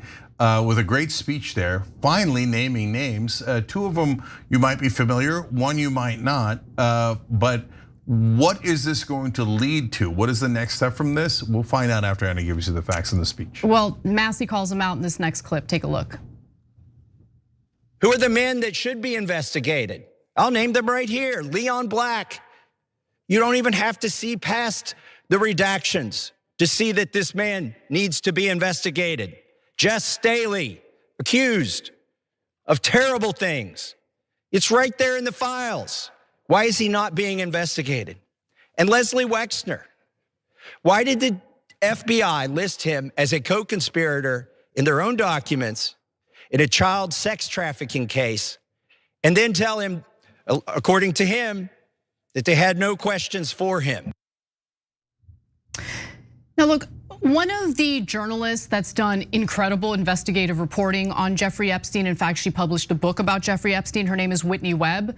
She has just done her very first interview since the release of the Epstein files, and she was interviewed by a show called Redacted, and she talks about why she believes Les Wexner will never be prosecuted. She talks about his wealth, his connections, so please check in on that because I highly recommend that interview. But before we get to what we know about the individuals named by Massey, Cenk, any initial thoughts? Yeah, so he's not asking for them to be arrested. He's asking for the bare minimum. Why didn't we investigate them if the FBI thinks that Wexner is a co-conspirator? What would it take to investigate someone? I mean, he co-conspirated in the largest pedophile ring that we know of in American history with the most powerful men. Why wouldn't that merit an investigation? Right. Leon Black, we covered earlier on the program, some of the emails indicate the most vicious rapes of underage girls you'll ever see.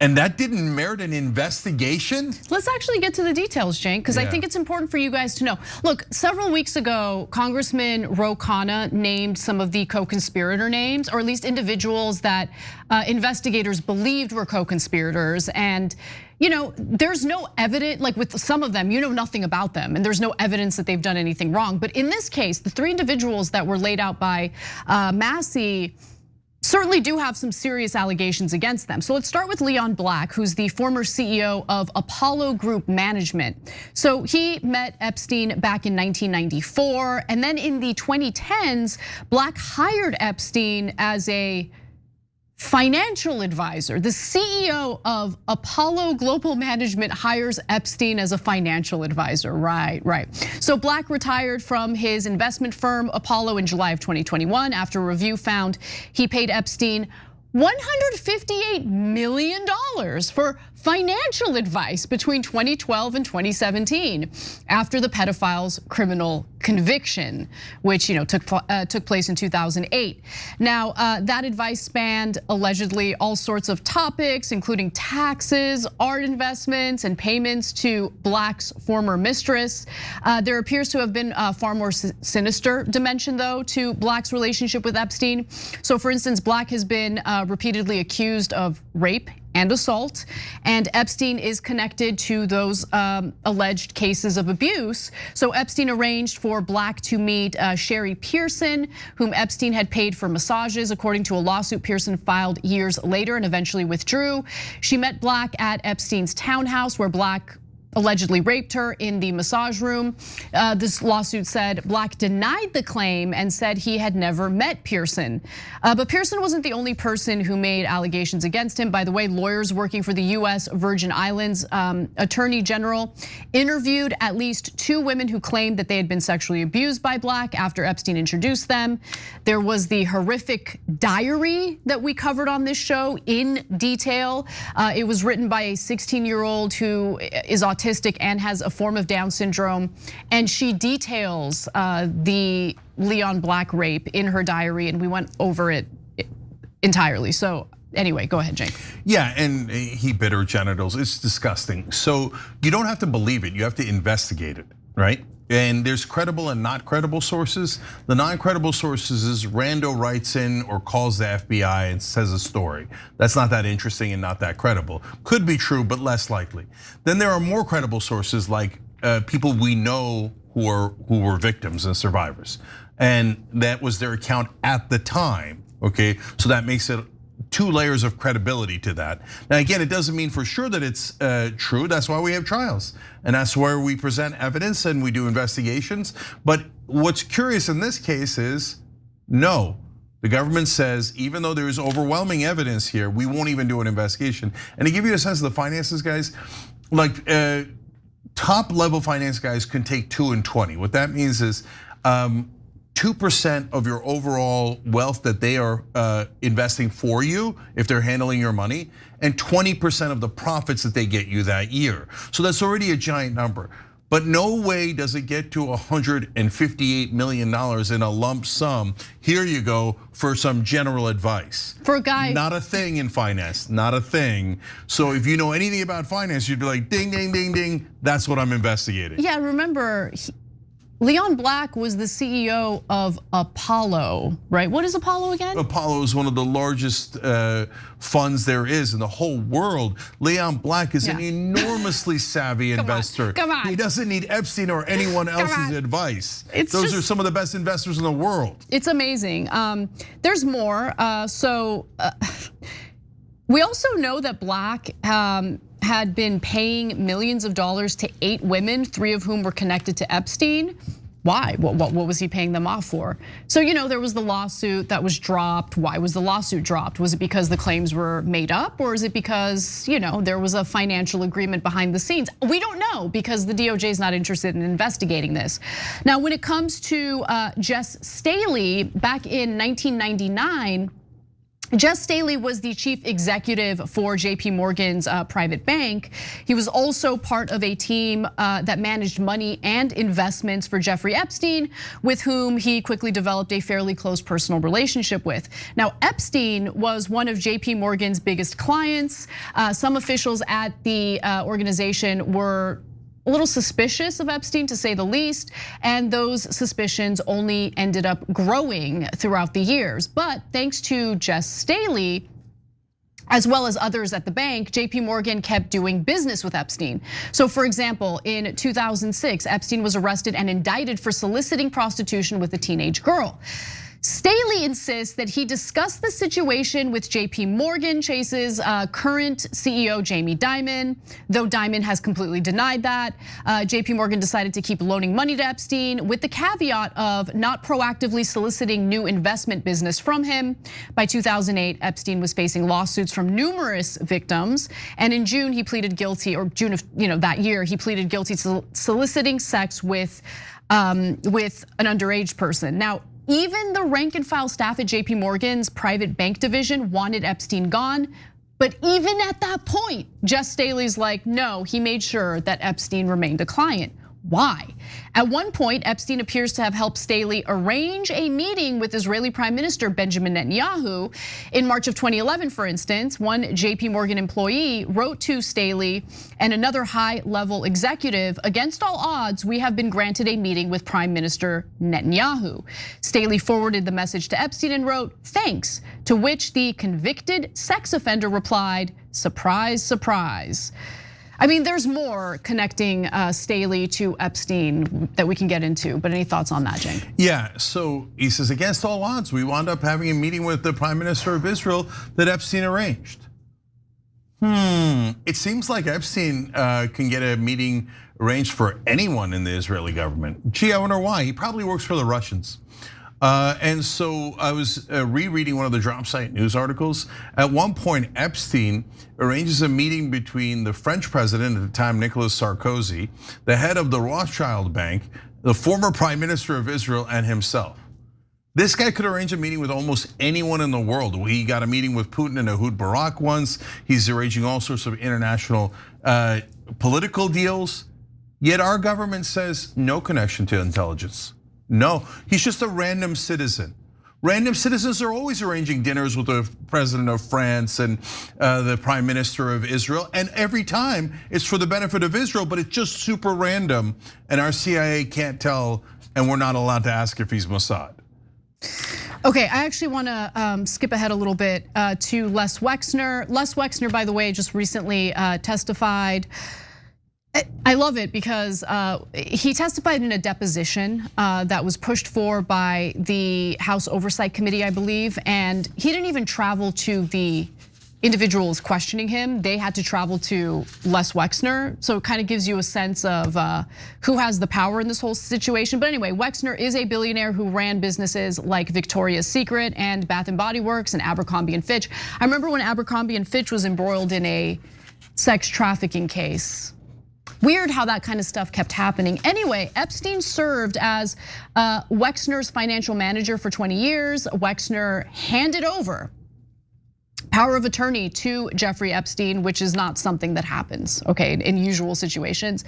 And we still don't know exactly why Wexner gave Epstein so much control over his life and finances. In a recent deposition, Wexner claimed that he was conned by Epstein. We don't need to watch it. I don't need to hear this grotesque man's lies.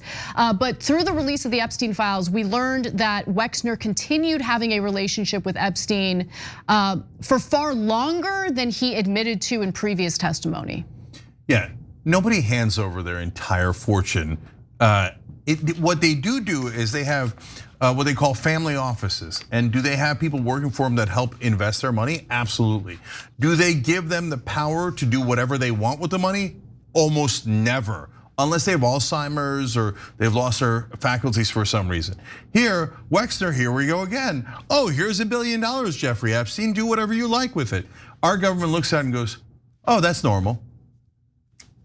But wait a minute, the FBI actually didn't say it was normal. They said he was a co-conspirator. And somehow, no investigation, no. Guys, look, to me, it's super obvious. And what's heartbreaking about it is that apparently there isn't one patriot inside the US government who's willing to blow the whistle on these guys, because somebody must have seen the tapes. Even if they destroyed the tapes, somebody must have seen them. They were in all the rooms, in all the houses, right? Can I just go to the very last graphic here? Because I need everyone to understand that this issue runs much deeper, and as horrific as a child pedophile ring is, that alone is horrific enough. This issue goes even deeper than that, okay? Because get a load of this. Les Wexner's relationship with Epstein and Epstein's involvement in geopolitics is worth talking about here. Because according to a report published by Dropsite News, Jeffrey Epstein helped Leslie Wexner repurpose the CIA's Iran-Contra planes from arms smuggling to shipping lingerie. So this is the one I'm obsessed with, Anna. I keep talking about this all the time. Accidental tourists don't wind up in the middle of the Iran-Contra affair. Our CIA has known about Jeffrey Epstein since the 1980s because he laundered the planes for them. So there's no question, zero, no question, the American government knew about Epstein for decades. And not only didn't do anything, but protected him and the other predators he was working with. So God bless Tom Massey and Ro Khanna for exposing these guys.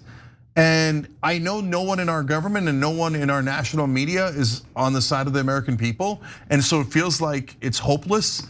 But look, guys, Khanna and Massey got at least some of the files released. And we found out so many things. All the things we just told you about came from the files. So they did incredible work to do that. And so now, of course, Israel panicked. Netanyahu came over, talked to Trump again. Right after he talked to Trump, Bondi came out and said, no more files. No, with the half the files that we said we were gonna give you, they don't exist anymore, right? So yeah, they're gonna try to cover it up, but we gotta keep pushing and pushing and pushing. And if we're united, the American people are stronger than even the powerful that are running this country and clearly don't care about us at all. I mean, look, they've got money, but we have people, so keep that in mind. Let's take a break. When we come back, we'll talk a little bit about the State of the Union before Trump addresses the State of the Union. They knew, and they let it happen.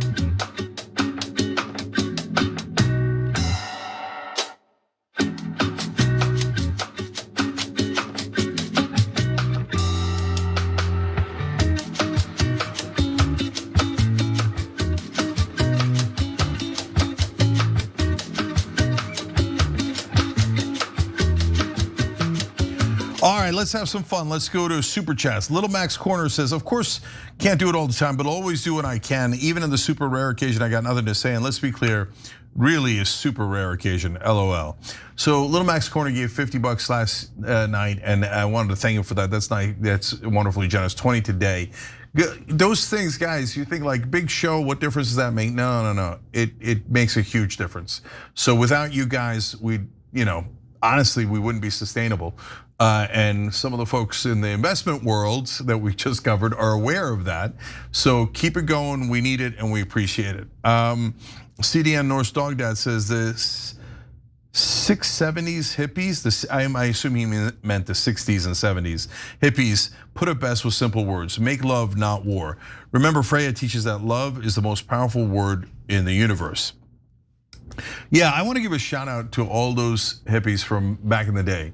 You guys were right all along, all along. So I've got more on that in a different comment in a second, but I love the original anti-war guys. Gargoyle Dran says, I know we're against doing anything bad, but I'm gonna watch a documentary about the reign of terror. I need to see the appearance of justice right now. Look, vent in positive ways and take positive action. Go for a run. If you're angry, guys, but you didn't use that anger to go and vote against all the incumbents in the primaries, what did you do? That's your best shot at change. Let's go wipe out 10 to 20% of Congress. Let's show these guys who are the boss, right? And I know it's super hard because you need almost all the shows to say it in unison for it to get large enough, right? But you know what? Go ask the other shows, the left-wing shows, right-wing shows, independent shows. Are you for voting out all the incumbents? Okay, unless your incumbent's name is Connor or Massey, or you're positive your incumbent's a good guy, vote him out, vote him out, vote him out. They're the bad guys. They're the ones who are corrupt. All right, Chubble678 says on Twitch, I'm a boomer and I don't listen to media news. I watch this. I have friends into their 90s who think like I do and as you do. No, I know that. So unfortunately, 55 to like 75 or so is television, and it gets higher than that as well. But that's just generalization. There are tons of folks who are older who are part of that anti-war generation, and you guys have been the best of us, and you've been right all along. So I love that. And I was just shouting out Ben Cohen from Ben and Jerry's. Go find it on, please. It's not that far down on my X account. Go help Ben and Jerry's get their company back because Magnum is a corporation that's oppressing them. And why? Because Ben Cohen and Jerry Greenfield are saying Israel's gone too far. We need to help the Palestinians. We need to stop funding the Israelis. And Magnum Corporation, which bought them, was like, no, how dare you try to be good guys? You're not allowed to speak against Israel. Okay, so those guys are the original like anti-war guys up in Vermont, Bernie Sanders and all of you. I love it. Scruff Meta says, Jank of the Union. Yes, that's coming tonight. After Trump's State of the Union, I'll do a State of the Union. It'll be much shorter, don't worry. No Grass says, Israel's been attacking Beirut for a long while now. They bombed another refugee camp there like 2 days ago. Now they're going to pretend like there's a new thing happening in Lebanon. Totally, Israel's bombing the crap out of Lebanon. They don't believe in ceasefires. They're giant liars. They're always for war, never for peace. We'll be back.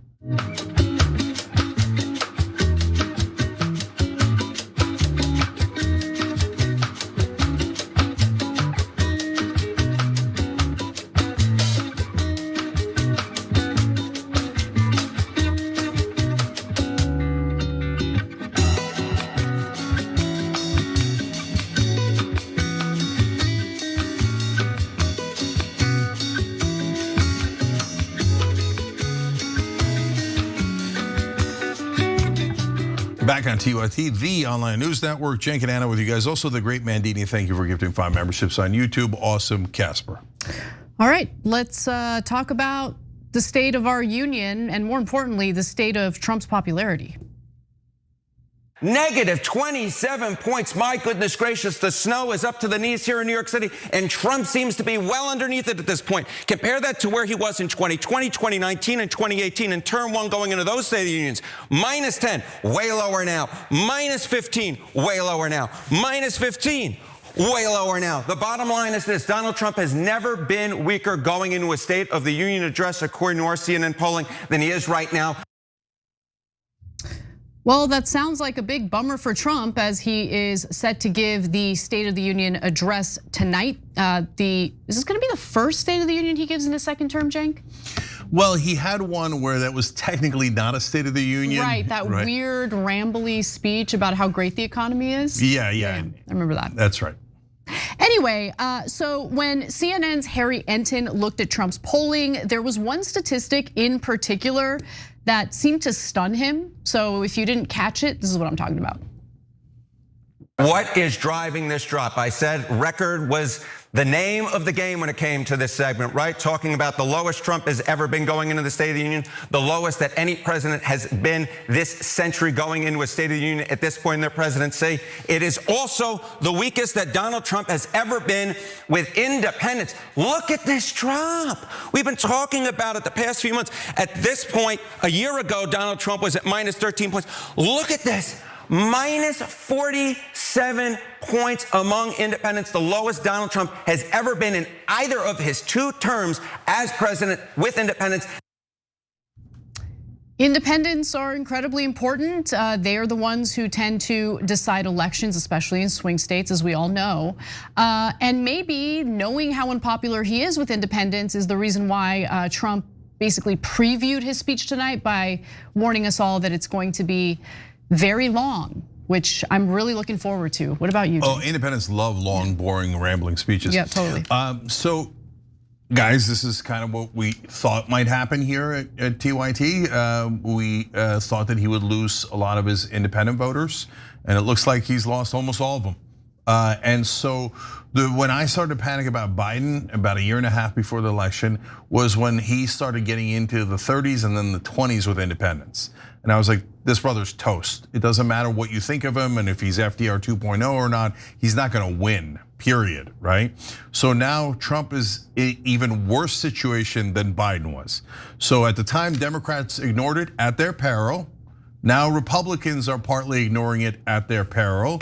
And I say partly because some Republicans are starting to slide away from Trump a little bit.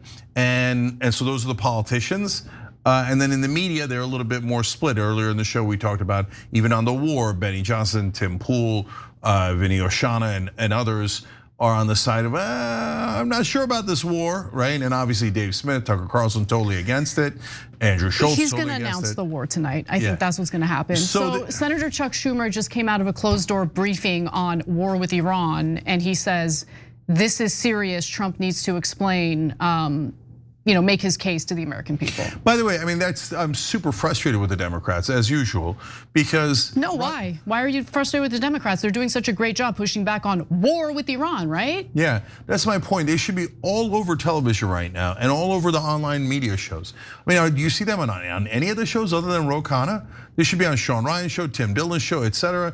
And they should be out there having a real human conversation and talking about why this war is going to be a disaster. They should be on ABC, CNN. They're nowhere to be found. It's amazing. Where are you guys? Whenever we need them to stand up, I mean, it doesn't get worse than a disastrous war with Iran. Here's a and great, they're totally absent. Here's a great example of what I would like to see happen, okay? Because I forgot, you're not allowed to ever say anything constructively critical about Democrats, especially AOC, when she steps in it on the international stage as she makes an attempt to discuss foreign policy.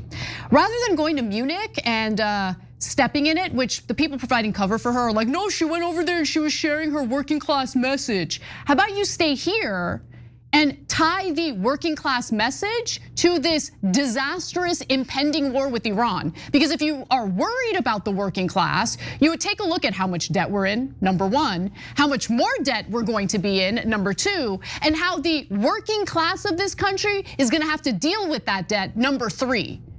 She put out a tweet yesterday, no war with Iran. Wow, congratulations, great leadership, great leadership. I know she's supposed to excite me, but she doesn't, because she doesn't even do the bare minimum.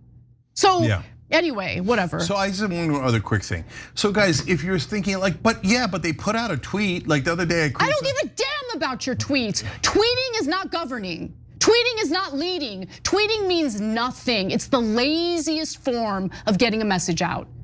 So what I was gonna say is, I criticized Greg Casar. I don't know what happened to him. He's the head of the Progressive Caucus, sounded like a good guy, and then disappeared, right? And then somebody sent me a tweet. Okay, fine, he tweeted, okay? But guys, so you know that it's not BS and an unfair criticism, why don't they do the bare minimum, which is what we do? Go on shows like Piers Morgan and say forcefully, no, on behalf of Democrats, We do not want this war. 94% of Democrats don't want this war. We want everybody to know and be on the record that the Republicans sent us into this war, and then Democrats were completely opposed to it. So when the war is deeply unpopular, which is nearly guaranteed, because it's already deeply unpopular and it hasn't even started, then you would get the credit for it, even as a matter of political strategy, even if you didn't mean it. That's the bare minimum we could ask of our representatives, but they are. You can't find them on Piers Morgan. You can't find them on any show. And I mentioned Piers because it's not like Piers wouldn't have them on. But Cenk, it's not okay. Look, it's not even about that, right? You don't want to go on Piers Morgan show. Who cares? Just look at the Ro Khanna Thomas Massie model. The reason why we got a release of the Epstein files is because they worked together and they applied pressure. What have you seen anything from any of the progressives? From any of the progressives? Nothing. Are you gonna do anything? And guys, look, forget strategy and your stupid consultants. And if you're a progressive in Congress and you're listening to the world's dumbest consultants who previously worked for corporate Democrats, okay, I was gonna get really harsh, but you're not doing it right, to say the least, okay? So put all of that aside. Do you have any real feelings? Do you have any emotions? Do you care about policy? Do you care about war? Why did you go to Congress? Because I can't contain myself. And you guys see it on all the shows. You see it on this show, you see it on the other shows. I get worked up because I don't want to go to war for Israel. Get a load of this. Turkey to consider invading Iranian territory in the event of a power vacuum to stop refugees from crossing into Turkey. It's a mess. It's a mess. Chaos. It's a mess. It's insanity. And we can't get it, other than Ro Khanna, we can't get a single Democrat out there screaming from the rooftops, we're against this war. America is against this war. You know, and okay, guys, you want me to solve the mystery as to why the Democrats are sitting on their hands and not say anything? Because 95% of the Democratic Party takes money from the Israeli lobby. That's and defense contractors. And defense contractors and on. So that's why they're not out here to help you, because they're not on your side. They're betraying you as we speak. So that doesn't apply to AOC and the progressives who don't take corporate PAC money and don't take foreign government money, largely speaking. The Schumers of the world, the Hakeem Jeffries, they're ecstatic to be completely silent now because their beloved Israel is about to get the war that they want. And then Hakeem and Chuck are gonna go later. Oh, we were secretly against it. I mean, we didn't say anything at the time, but we were super double secretly against it. My ass, you were. And AOC not taking the money is important, right? But you can't discount the ambition she has for higher office and the fact that she's made the calculation, I think it's pretty obvious, that she would rather go along to get along, to make that path to whatever office she's gonna seek in the future a little smoother. But anyway, the final thing that I'll say, Jay, because we've got to move on. I want to get back to, the American people and how they feel about this administration. Reuters just came out with a poll, Reuters Ipsos poll, and some of these results are really damning for Trump specifically. So 61% of respondents said that they would describe Trump as having become erratic with age. Some 89% of Democrats, 30% of Republicans, and 64% of independents described him this way as well. Only 45% of the respondents to this poll said they would describe Trump as mentally sharp and able to deal with challenges. And that's down from 54% in the Reuters Ipsos poll conducted in September of 2023. So here's my last thing. So we're gonna cover the State of the Union live, me, Anna, and John Idarola from Damage Report. And then I'm gonna give a State of the Union myself. So check it out right here on the Young Turks YouTube channel. But what I wanted to point out there is that 61% of the country says that he's now become more erratic with age. That means they're worried that he's slipping into dementia like Joe Biden was, right? Including 30% of Republicans. That's a giant number. We're past the independents. We're eating into his base. So he's so hurt, and he's gonna come out and ramble and be a clown tonight, as he always is. And the Democrats are nowhere to be found to pick up the ball. That's minus 47 with independents. Go pick them up, make them your voters, but you have to actually be honest and genuine and passionate and authentic and go get them. And the way you do that is not by tricking them, but by representing them What are they against? They're against this war. What do they want? They want the Epstein files released. These are things that all Democrats agree on. Why not aggressively go get those voters and say, we'll represent you? It's amazing how much the Israeli lobby has neutered the Democratic Party. They seem very happy to be neutered, though. Let's take a break. When we come back, we'll talk a little bit about the latest in the hiring decisions over at CBS. It turns out that one person that Barry Weiss stood up for has decided to leave. Who is it and why? We'll be right back.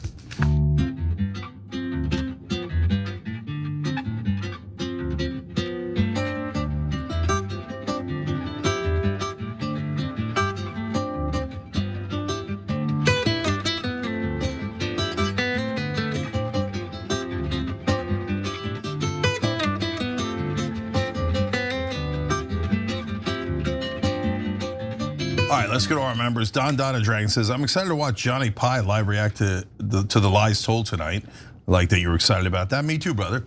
Marianne Van Buren said, I've been a Republican, a Democrat, and an independent. After hearing on TYT how important primaries are, I registered with a party so I have some say on who runs for office. Oh my God, Mary Ellen, I love that you did that. Again, there's so many things that I view to be obvious, maybe they're not obvious, that other shows don't say, and it drives me crazy. Primaries. By the time you get to the general election, it's corporate shill A versus corporate shill B. Israeli puppet A versus Israeli puppet B. In the primaries, even if you vote for a rando, they'll be 200 times better than the corrupt incumbent that that you have today. And when mainstream media emphasizes, but these politicians have such experience, and you shouldn't vote for anyone without experience. What they're saying is, we like that they're a proven commodity and how corrupt they are, and we want to make sure that you don't vote against them with a new person who might not be as corrupt. Vote all the bums out. Antonius Pepperonius wrote in, like Anna, I'm feeling the exact same rage I felt when we were lied to into invading Iraq. Yes. I was in my early 20s. Bart wrote in, Bart, I like that you did that during the break. Way back in the day, General Clark was at the TYT Enough protest against the Iraq war. He was chilling in the background, keeping a low profile and looking like he got off the golf course. I had a nice conversation with him that day. Not only was he against the Iraq war, he was just a super cool dude. Bart's been with us forever, and that was a long time ago that we did those protests with both Wesley Clark Jr. and General Wesley Clark. And Bart continues, breaks my heart, he's leaning towards bombing Iran. Looking back at the moment, that moment has given me an important life lesson. Do not place your heroes on high pedestals. They have flaws in their humanity like everyone else. That is certainly true, Bart, yep. Someone wrote in saying, I love Anna's jacket, but I'm very much against covering those incredible shoulders. And the person who wrote that in was John Barron. That's their handle. I've gained weight and the buttons were popping off the outfit I was wearing earlier, and I'm very depressed now, so let's move on. Wait, John Barron's calling back in. It's okay if the buttons are popping off. I'm not the president, but I'm just saying the buttons can pop, it's okay. I remember my friend Jeffrey once telling me, okay, anyway, you get it. All right, IDK anymore says, Jane trying to make a hand heart made my day. Total dad moment the way he tried. I'm sure his kids face palmed and will love him for it when they're older, and I relate. Okay, I hope they love me for it now, but anyway, my kids always make fun of me, it's fun. Nerd Ferguson says, after the DOJ redactions, Trump's State of the Union tonight should clock in at just under 4 minutes. Wouldn't that be amazing? Speech is redacted, and it takes 4 minutes. Wedge says, been heads down working the 9 to 5 with these meltdowns in the background. Got to tell you all, it's a challenge to stay sane as the world continues to disintegrate. You're telling me. You rock, TYT. Well, thank you, Wedge. We appreciate it. We rock together. AKA Delaware Dragon says, we need to wake the hell up, forgive each other, and get on with the business of learning to collaborate. Yes. We need to come to our own rescue, build a new American dream, and embrace the rest of humanity. The people need to remember we have real shared power. 100%. I love Americans. We're gonna fight together. I'm not gonna hate anyone because we have disagreements here and there. If you wanna make this country better, I'm gonna work with you. It's that simple. This is such a, I think that this is like extremely political.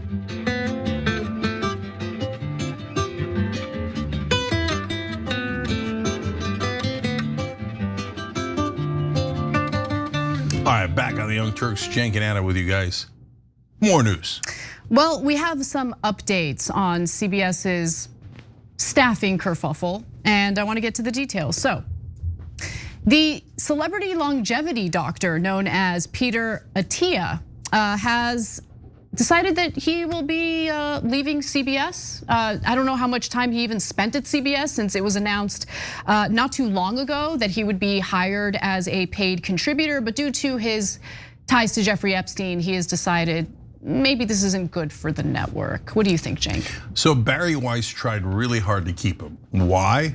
We'll explain in a minute. So Attia was one of 19 contributors that CBS hired under Barry Weiss's leadership. Now, for those who are unfamiliar with him, and as I was until this whole story kind of blew up, he became famous for being like a celebrity doctor, an influencer who specializes in longevity medicine. So he's pretty popular with the manosphere and aligns himself with Make America Healthy Again. Someone should check in on him and see how he feels about Maha these days, especially since some of the pesticides and things that RFK Jr. wanted to ban.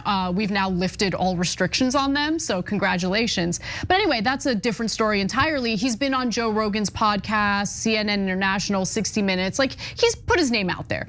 Now, we found out about his ties to Epstein in the latest tranche of files that were released by the Department of Justice. So his name appears more than 1,800 times, not good. The two did meet around 2014, and in the files you can see, or the email exchanges between the two, they made plans to meet up and things like that. Now, in emails that cover scheduling visits, phone calls, back pain, and an unspecified little situation. We don't know what that little situation is, but little situation that Attia brought or sought advice about. Throughout the emails, he appears in awe of Epstein, attempting to make plans to chat or visit. In fact, in a 2016 email to Epstein's assistant, he wrote the following: "See you next time. Hopefully Jeffrey Epstein is in town. When I'm back in 2 weeks, I go into Epstein withdrawal when I don't see him." In another 2016 email that he wrote directly to Epstein, okay, I can't say this word on the show, but it's a word that has been used by our president. It has to do with a female body part. So that private body part is indeed low carb, still awaiting results on gluten content though. They're talking about women's genitalia there. He also seemed to be aware of at least some of the criminal activity that Epstein was involved in. So for instance, in one email thread from 2015 with the subject line, "Got a fresh shipment," Epstein replies, "Me too," with the attached photo redacted. So there was a photo included. We don't know what that photo is. We haven't seen it. It is redacted. But the exchange continues with Attia saying, "Please tell you found that picture online." Yeah, bastard, I can see that word. Okay, and Epstein says, "Afraid not." And then he responds, "You the biggest problem with becoming friends with you. The life you lead is so outrageous, and yet I can't tell a soul." Cenk, this isn't the most important point to make, but are you surprised at how dumb these guys sound in email exchanges? Yeah, you see Epstein on tape sometimes, and he doesn't exactly sound like a genius. No, right? He doesn't. So then people started to ask the question like, wait, who's the mastermind behind this operation? Because the mainstream media puts it like Epstein just did this by himself. He's like, oh, look, Ghislaine Maxwell, daughter of legendary spy Robert Maxwell for Israel, is wandering by. Hey, why don't you and I just start a random operation when we're not that bright, but we'll stumble into $1 billion from Les Wexner, 158 from Leon Black, and I'll have connections to all of the world leaders. Gee, I wonder how he got all of those connections, because he's intelligence. It's not that complicated, right? And so that if you're connected to a government, that opens up 1,000 doors. Yeah. And as they're talking here in the emails, to Anna's point, you're like, these are the masters of the universe. These are like, now not Attia, he's successful, but not one of the big finance guys, etc. But the big finance guys don't sound that bright either. And it's amazing they all are like, oh, we know what a pervert you are with the young girls. But I can't tell anybody. Oh man, if I could just. So in that particular email, you can't tell if he's saying about underage girls or not.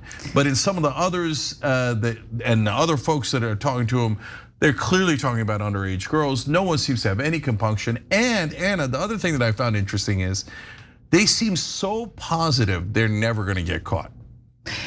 Yeah, no, it's true, and they might be right. I mean, it seems like they get caught and it's okay because our DOJ doesn't want to do a damn thing about it. But nonetheless, just kind of going back to Attia, like there's no evidence of him doing anything criminal. So I want to be clear about that. Just the fact that he was willing to be so close with a guy who had already been convicted for soliciting sex from a minor is a little problematic, which is why he got fired from a bunch of places.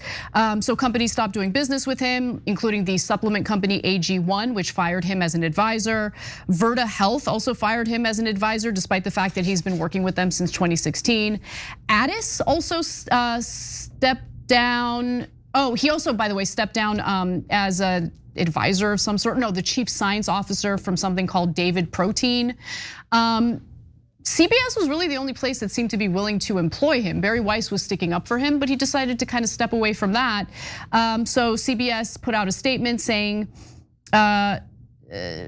basically he stepped back to ensure his involvement didn't become a distraction from the important work being done at CBS. A spokesperson for him said on Monday, noting that his work as a contributor had not yet meaningfully begun.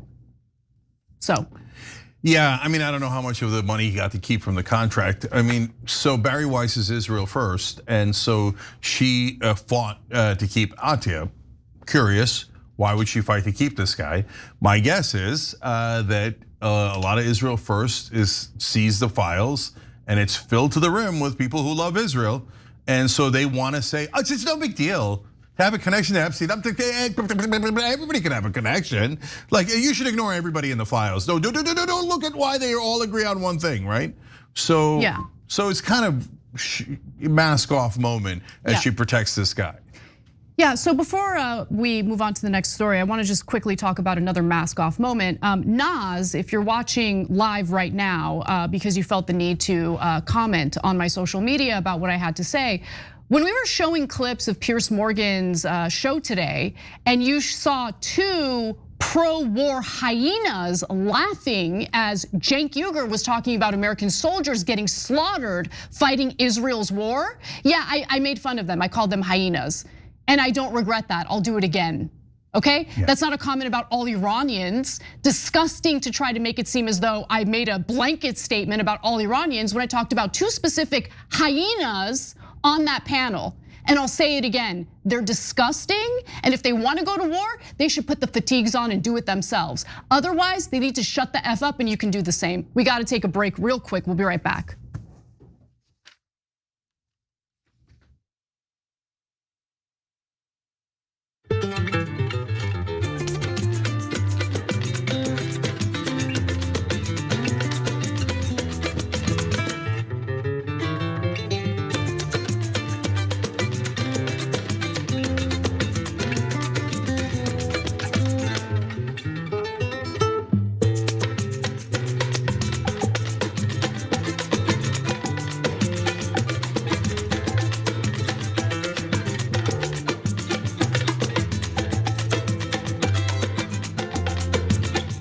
All right, back on TYT, Cenk and Anna with you guys. Kyla Barton, thanks for signing up through YouTube. We appreciate it.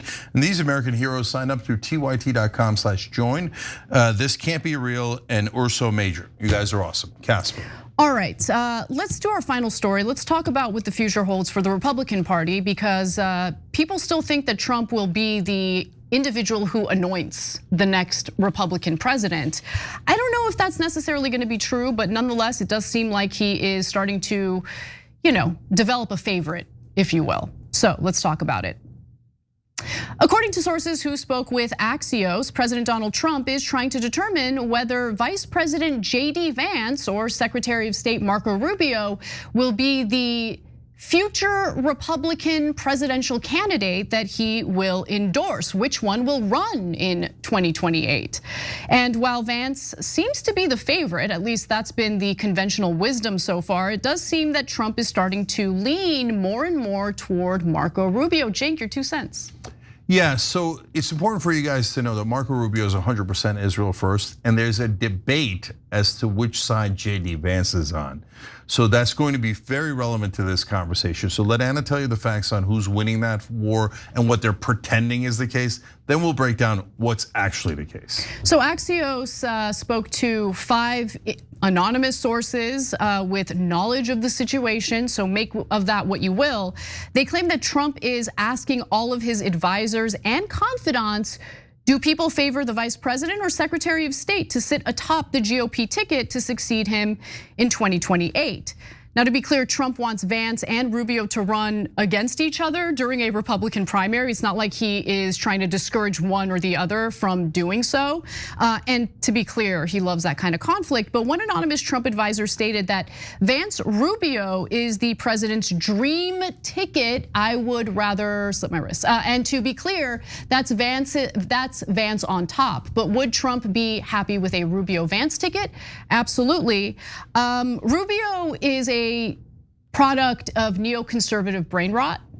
And Vance has literally described himself as a post-liberal Republican, meaning he does not believe in liberal democracy. But even more important is the fact that he is manufactured by Peter Thiel, who is very much interested in doing away with not only our democracy, but doing away with our privacy rights so we can be competitive on AI against China. So you got that to look forward to, if you elect these people, of course. But what do you think, Cenk? Yeah, so in the drop site news emails that were uncovered, some were from Larry Ellison. And Larry Ellison, for some of you might remember this from previous shows, talked to the Israeli ambassador and said, I'm gonna vet Marco Rubio. The reason I'm telling you this story is because it's a perfect insight into who Marco Rubio is. Then he comes back and emails the ambassador and says, I approved Marco Rubio, he'll work for Israel. And I sent him $5 million into a super PAC. Okay, now that's not even in the AIPAC tracker for Marco Rubio. The AIPAC tracker only has 1 million. So that's 6 right there, but we just happen to have that one intercepted email. God knows how much money they've put into Marco Rubio. So when you see Marco Rubio talking about how protecting Israel is the most important thing and Iran is the worst, most demonic state actor and we must invade them and the Palestinians are worthless and we should give Israel everything they want, he literally got paid to say that. And so that's why I know I say it too often, but it's so frustrating that the national media doesn't level with you guys and doesn't tell you why they act the way they do. They're pretending that Marco Rubio genuinely has those opinions, when in reality, we already know for a fact that he was paid to have those opinions. So Rubio is utterly hopeless. He will not represent America at all. He'll only represent Israel. So now JD Vance was created in a petri dish by Peter Thiel. Peter Thiel, Palantir, and the other guys are massively for a surveillance state and a police state in this country. Yep. And also work with Israel. Yep. And they're trying to perfect the surveillance state over there. Which is why it's so frustrating when well-meaning people who on the right who are against our close relationship with Israel get hoodwinked into regurgitating this line about how no, JD Vance is different. JD Vance is an anti-interventionist. No, he's not. What indication do you have that he's anti-interventionist? Has he tried to pump the brakes on anything that's transpired with Trump's foreign policy? I haven't seen it. So today I heard on the right wing show, they're like, oh, Vance and Tulsi Gabbard are secretly against the war. Right. Well, brother, I'm not interested in your secret BS, okay? We're about to go to war. If you're against it, this is when you would speak up. No, and if you don't speak up, then you have a very tall glass of shut up juice waiting for you in 2028. No, Cenk, you don't get it. They're working around the clock. Oh, okay, they're working around the clock trying to stop Trump. Oh, please, Donald Trump, don't go to war for my benefactors. Okay, so it doesn't matter if it's Rubio Vance or Vance Rubio. Same. It's going to be Israel. I mean, that's exactly what it's right. Be. Now look, Vance and Rubio publicly seem to be engaging in a bromance, and if you're gullible, you might be under the impression that they're like besties. Rubio has stated that he would enthusiastically support a Vance presidential run, but privately Rubio might not be as excited as he's letting on. So part of the problem for Rubio, according to reporting in Axios, and according to those who know his thinking about 2028, is that it would be hard to go from his 2 high impact jobs to vice president. But Marco Rubio might have a secret weapon, and that's television. So Vance has a major disadvantage compared to Rubio when it comes to Trump's style of thinking. Their jobs, which place Rubio in the news far more than Vance, and Trump consumes news ravenously. He consumes television ravenously, 2 different things. But anyway, Cenk. Yeah, so look, I don't think that TV is the difference maker in this case, because Vance is pugilistic on TV, even more so than Rubio, and Trump likes that. And he's the vice president; he's sitting right next to him, so it's not like JD Vance is going to, jump out of his mind, right? Like he's definitely top of mind. I don't think jump out of your mind is a thing. Okay, anyways, so look, if Vance is somehow secretly on America's side, he's going to have to show it at some point. And so far, we haven't seen any of that, right? And has he supported all the madness of Donald Trump, from all the way from eating cats and how the immigrants are eating cats and dogs, all the way to, oh yes, sir, we should of course start Israel's war for it, sir. Yes, so Rubio's hopeless and Vance is about 98% hopeless. So guys, you wanna know if you're a Republican who you should pick? You should pick someone that isn't a current politician, that hasn't taken money from either the defense industry, the intelligence industry, intelligence as in gathering intelligence, the Palantirs, et cetera, right? Who hasn't taken money from the tech billionaires, AIPAC, et cetera. So when media tells you, and the same exact thing, by the way, applies to the Democrats. Earlier in the show, we talked about how Schumer and Jeffries obviously sell out to Israel. Israel's their #1 donors throughout their lifetimes. Biden, Kamala Harris, the same exact thing. So pick someone who isn't sold out to AIPAC and the Israeli lobby. It's not that complicated. So right now there are 2 clear choices. Ro Khanna on the Democratic side, Tom Massey on the Republican side. I agree. And by the way, mainstream media and everybody keeps going, well, obviously they can't run for president. Why is that obvious? Why do we have to accept your corrupt slop that you're trying to put on us? We don't have to accept it at all. Massey can run, Khanna can run, and wouldn't Khanna versus Massey be a dream, where they actually are both in favor of America, and then they have a debate about economics and how to best help the American people? That would be amazing. That would be way better than the slop we've been dealing with in past elections, that's for sure. Anyway. All right, Operation Joy is coming up next. It's for everybody. You're gonna love this. If you've never been part of it, stick around. I guarantee you enjoy it. We'll be right back. Do you view Vice President JD Vance as your successor? No.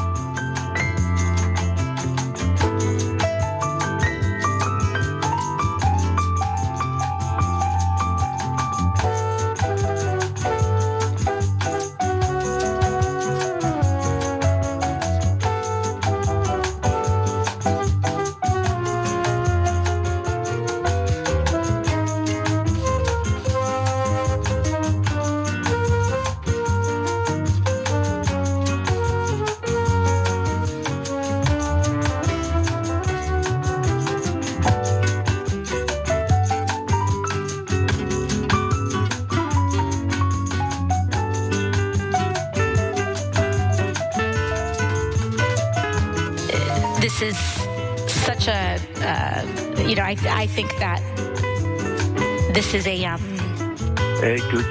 like extremely political.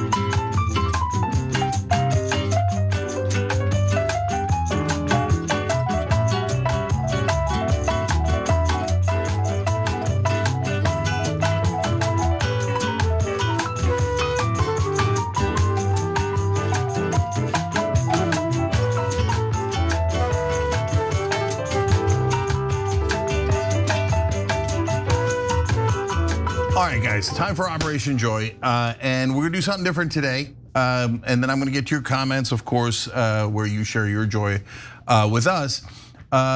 So yesterday, for the first time on the Revolution, I did this thing where I said, you know what, let's try to do something together online, right? And I asked all of you guys to send a post on X to Ambassador Huckabee. And I did the same. And it was fun and it worked. And it's not like it worked like Ambassador Huckabee was like, okay, that's it, I'm humiliated and everybody found out I work for Israel, I retire, I resign. No, but a lot of folks did it and it was a little bit productive. So we're gonna keep trying to do it. Today we're gonna do it for Operation Joy, okay? So this time use a hashtag Operation Joy. You could put yours up online, wherever you are, X, Blue Sky, Threads, Instagram, wherever. But we can see that hashtag and we'll try to spread that. And I did my own tweet today, just like I did yesterday. So I wrote, every Tuesday after the Young Turks, we do something called hashtag Operation Joy. It's super dorky and earnest, that's me, okay, where we share each other's joy. Today, my joy is having two honest representatives in Congress. Thank you, Representative Tom Massey and Ro Khanna. And I linked to a speech that we covered earlier in the show where Tom Massey read the names of the Epstein clients on the floor of the House. So that's more political than we normally get on Operation Joy, but that did give me joy today, so that's why I did it. And I want to encourage you guys to do it. You could quote tweet mine, you could do your own, and we'll be able to track it through the hashtag to the best of our ability. Maybe we'll show it on the next Operation Joy. If we see any here, we'll read them as we go here. And if you don't know, of course, Operation Joy, we get a lot of the comments that we already have the graphics on from tyt.com/joy. Let's put that graphic up real quick. So we're telling folks that's the first graphic. News and politics getting you down? Post your joyful comment on tyt.com/joy. And we might read it live on the Young Turks, as I'm about to do, okay? So, and then, but before I do that, and you could write in now too, and we'll get your comments in. I'm gonna read a couple more comments from leftover from the show, because again, they gave me joy. Make it make sense, wrote in on Super Chat. Trump is underwater, Democrats are underwater. Who's gonna step up? No one, that's who. Anna, tell Ro Khanna to be your VP, we need you to. Okay, probably the other way around. To be fair nice, to Ro. Jake. Nice. Okay, All right. but Khanna Kasparian ticket, that would be murder incorporated. Like, okay, yeah, it can't happen. But if it did happen, that would be a ticket that is on fire, right? So, all right, well, we whisper of a dream. Anyways, it's your idea, I like it. America 1776 USA says, I really appreciate your channel. Your honest, clear reporting stands out. Your commitment to keeping America strong truly makes a difference. Thanks for all the work you put in. Love it, brother, thank you. Thank you. And last couple here, YouTube members. The Raging Atheist says, I feel your frustration, Anna. It feels like we're left to fend for ourselves. Yes. Is anyone even working on behalf of the American people? And Ambidextrous Rex says, Anna makes me feel so validated about my disappointment in AOC and the rest of the Democrats. I'm so glad I found this show. You know, I think that. Okay. That was AOC. First of all, thank you, because I feel like I'll tell you what my number one frustration is with Democrats in general. And yes, that includes left people in media and all of that. They can't handle any criticism at all. In fact, they will immediately purge you the second you offer valid, constructive feedback. But whatever, I mean, I don't know. I'm not gonna pretend like they're doing great when they're not doing great. By pretending like they're doing great, we end up with crappy candidates. How did we end up with Kamala Harris? How did we end up with her? And I'll tell you how. She had no idea what she was doing. It was a disaster. Let's please admit it. Let's admit it. Let's admit, we have to be honest with ourselves if we want better leaders. And I just feel like people are like, no, you have to defend like mediocrity at all costs because they're not Republicans. And it's like, no, I refuse, sorry. Yeah, so that doesn't mean that you vote for Trump or you vote for Republicans. Exactly. It just means that you ask for better candidates on your side. I mean, guys, sometimes I think these are such bare minimum asks, so obvious. What is the debate about? They work for us. I don't work for them. I don't work for AOC. Okay, I don't work for Democratic politicians. They signed up to work for us. So why are they demanding that we do the hard work on their behalf? And they don't show up to the battle. Like, I mean, it's like a Game of Thrones thing where like we show up to the battle and we look for the Democrats and the cavalry arrive, and other than Rokana showing up, nobody shows up. Nobody bothers to come to the battle. This will give you joy, all right? I'm gonna air some of the stuff that we've been talking about internally, okay? Uh-oh. I'm gonna say it. Cenk was saying all these like rosy, optimistic things about Rokana, and I was like, not buying it. I don't trust any of them. I think they're all liars. He's got to prove himself to me. At this point, when it comes to politicians, all of them, regardless of their political identity, you're guilty until proven innocent. That's a good way of putting it. Yeah. Yeah, because you know why? They earned that guilt. And you want to know something? Roe proved himself. He proved himself, Cenk. He did something risky. He was willing to reach across the aisle and work with a Republican on something that he knows is important to the American people. He has earned my respect. And that's the way that we should treat politicians. We don't owe them anything. They work for us. Yeah. So guys, why did I even like or trust Roe to begin with? Because I get to talk to these guys a little bit behind the scenes, and I get to see what they're doing because my job is to follow the news religiously, right? And so I just happen to see it before you guys because I have the advantage that I could talk to them in person, and my job is to literally follow all the things that they're doing. So have we disagreed with Roe from time to time? You guys all saw it, we did. We had a shouting match over the last Biden bill. The Build Back Better bill, yeah. And how they should have stood up to Biden, etc. By the way, Roe is awesome because he took that and came back on the show and defended his positions and later said we were right? And so he's an honest, genuine guy who's actually trying. That shouldn't be rare. But it is. But it's so rare in Washington. So anyways, that's just a random political point. So back to Operation Joy. For all of us 2023, thank you for donating through TYT.com, by the way, and ABD, thank you for becoming part of the Young Turks through TYT.com/join. We love that. So let's get to it. Jeremy writes, in Operation Joy, I found out how much my community values the library last week. It was so affirming to know that the community has our backs. It looks like we'll get some help finding our programming this year. That's great, Jeremy, I love it. And a fun little thing about me is that whenever I'm in a town and I see their library, I'm so tempted to go in and hang out there for a little while. I love libraries. And is it because I'm a nerd? Partly, when I was in high school, we used to go hang out at the library, and I guess it's because we were nerds, right? But my friends were there, and it's just a warm feeling for me. And it's like a little enclave. It's a little place. It's almost like a man cave, but for nerds. And I remember in Eatontown, New Jersey, where my dad worked, I'd go work in construction, and at lunch, sometimes I'd sneak off this tiny little cute library they had in Eatontown. So I hear you, brother. And here in LA, there's this really cool thing where people sometimes will do a little library of their own in their front yard. They'll do like a birdhouse kind of thing, but put books in it, a little bit larger. Yeah, it's all over the country. They're tiny libraries. Yeah, I love that. So I like actual libraries more.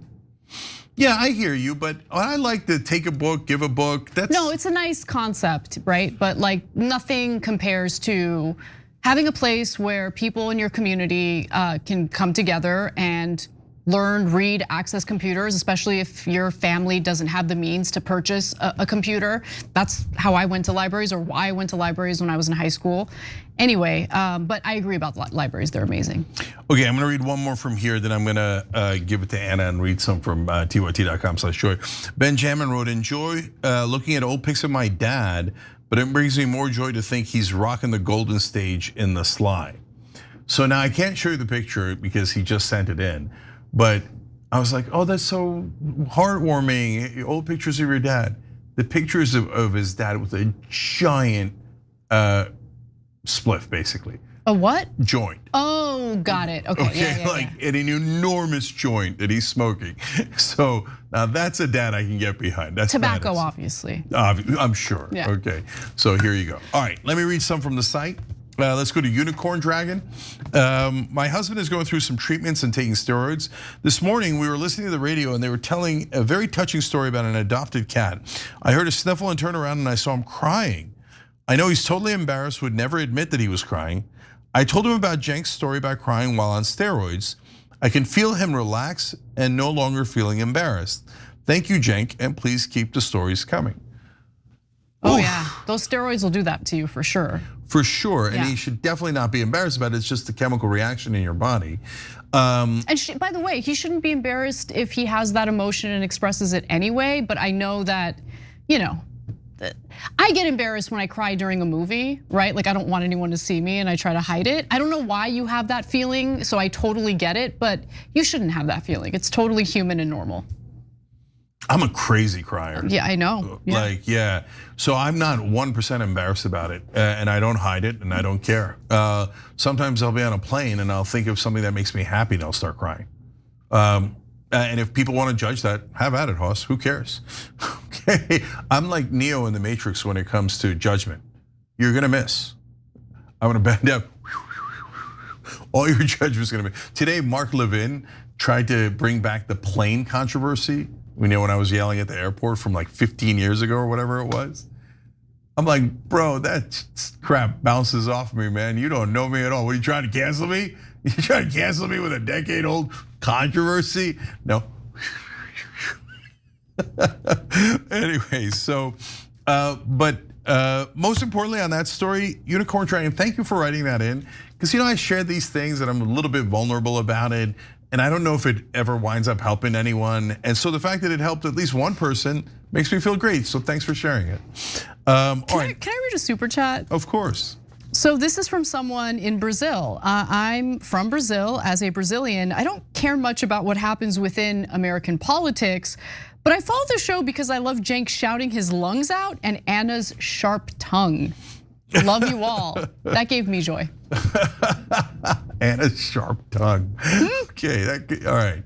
So thank you, I appreciate that. And if you notice, by the way, yeah, I've done my fair share of shouting on this show for sure. God get animated, etc.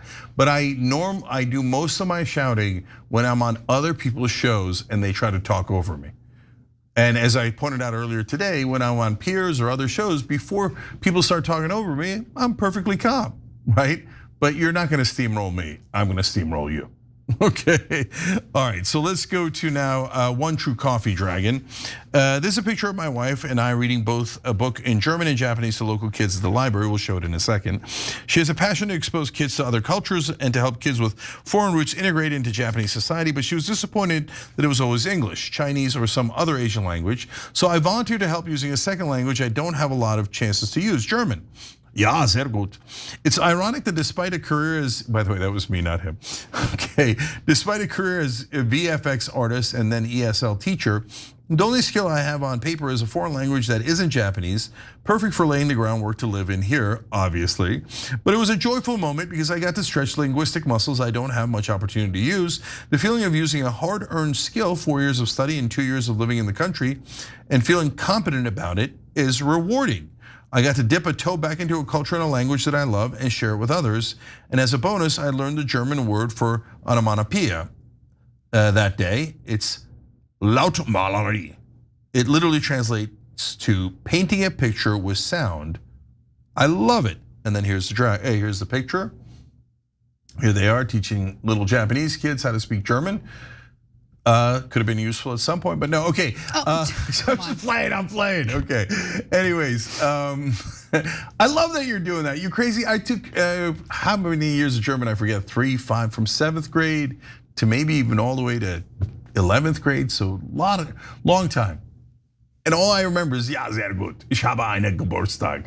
And I don't even think that that's the right way to say it. But we were at Vienna, in Austria, and we went to the birthplace of Mozart, and I could tell it was because on the building it said Geburtstag, and I was like, guys, this is where Mozart was born. And then they read it, my kids, they're like, ooh, Baba knew.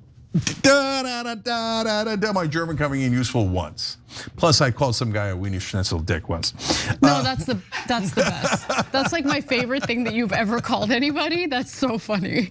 It was a rude German guy on a train, and I thought since it was in Switzerland, this is a different time that I was in Switzerland.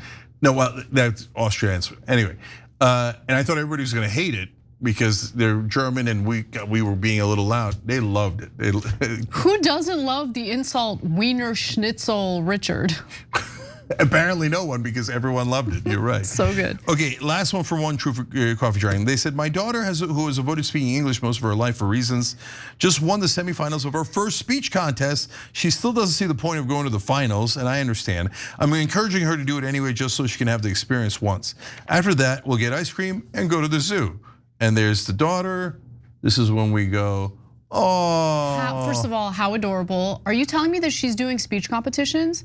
Because not a big deal. I myself engaged in speech and debate competitions and won a gold for, I can't remember if it was my persuasive speech or informative speech. I gave a bomb speech on parasites. That was the informative one.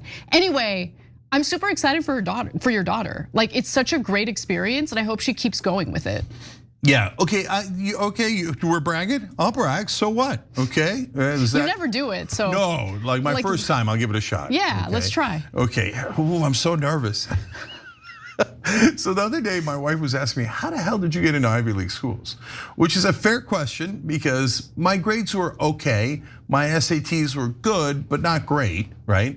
So, and first of all, it was much, much easier back then, okay? So there were solid grades and solid SAT scores, but not spectacular, okay? And I was thinking about it, yeah, I'm like, that's a good point, right? And then I realized, oh, right, when I needed to turn it on, I went to a model Congress and I was the only one that got a bill passed out of all of New Jersey, right? And okay, do you know this story? Because probably maybe. Just keep going. Okay, so what happened was the bill I introduced was to defund Israel. No. Yeah, that was back in 1988. They didn't assassinate you? Okay, no, get a load of this. The only school that voted against my bill was my school.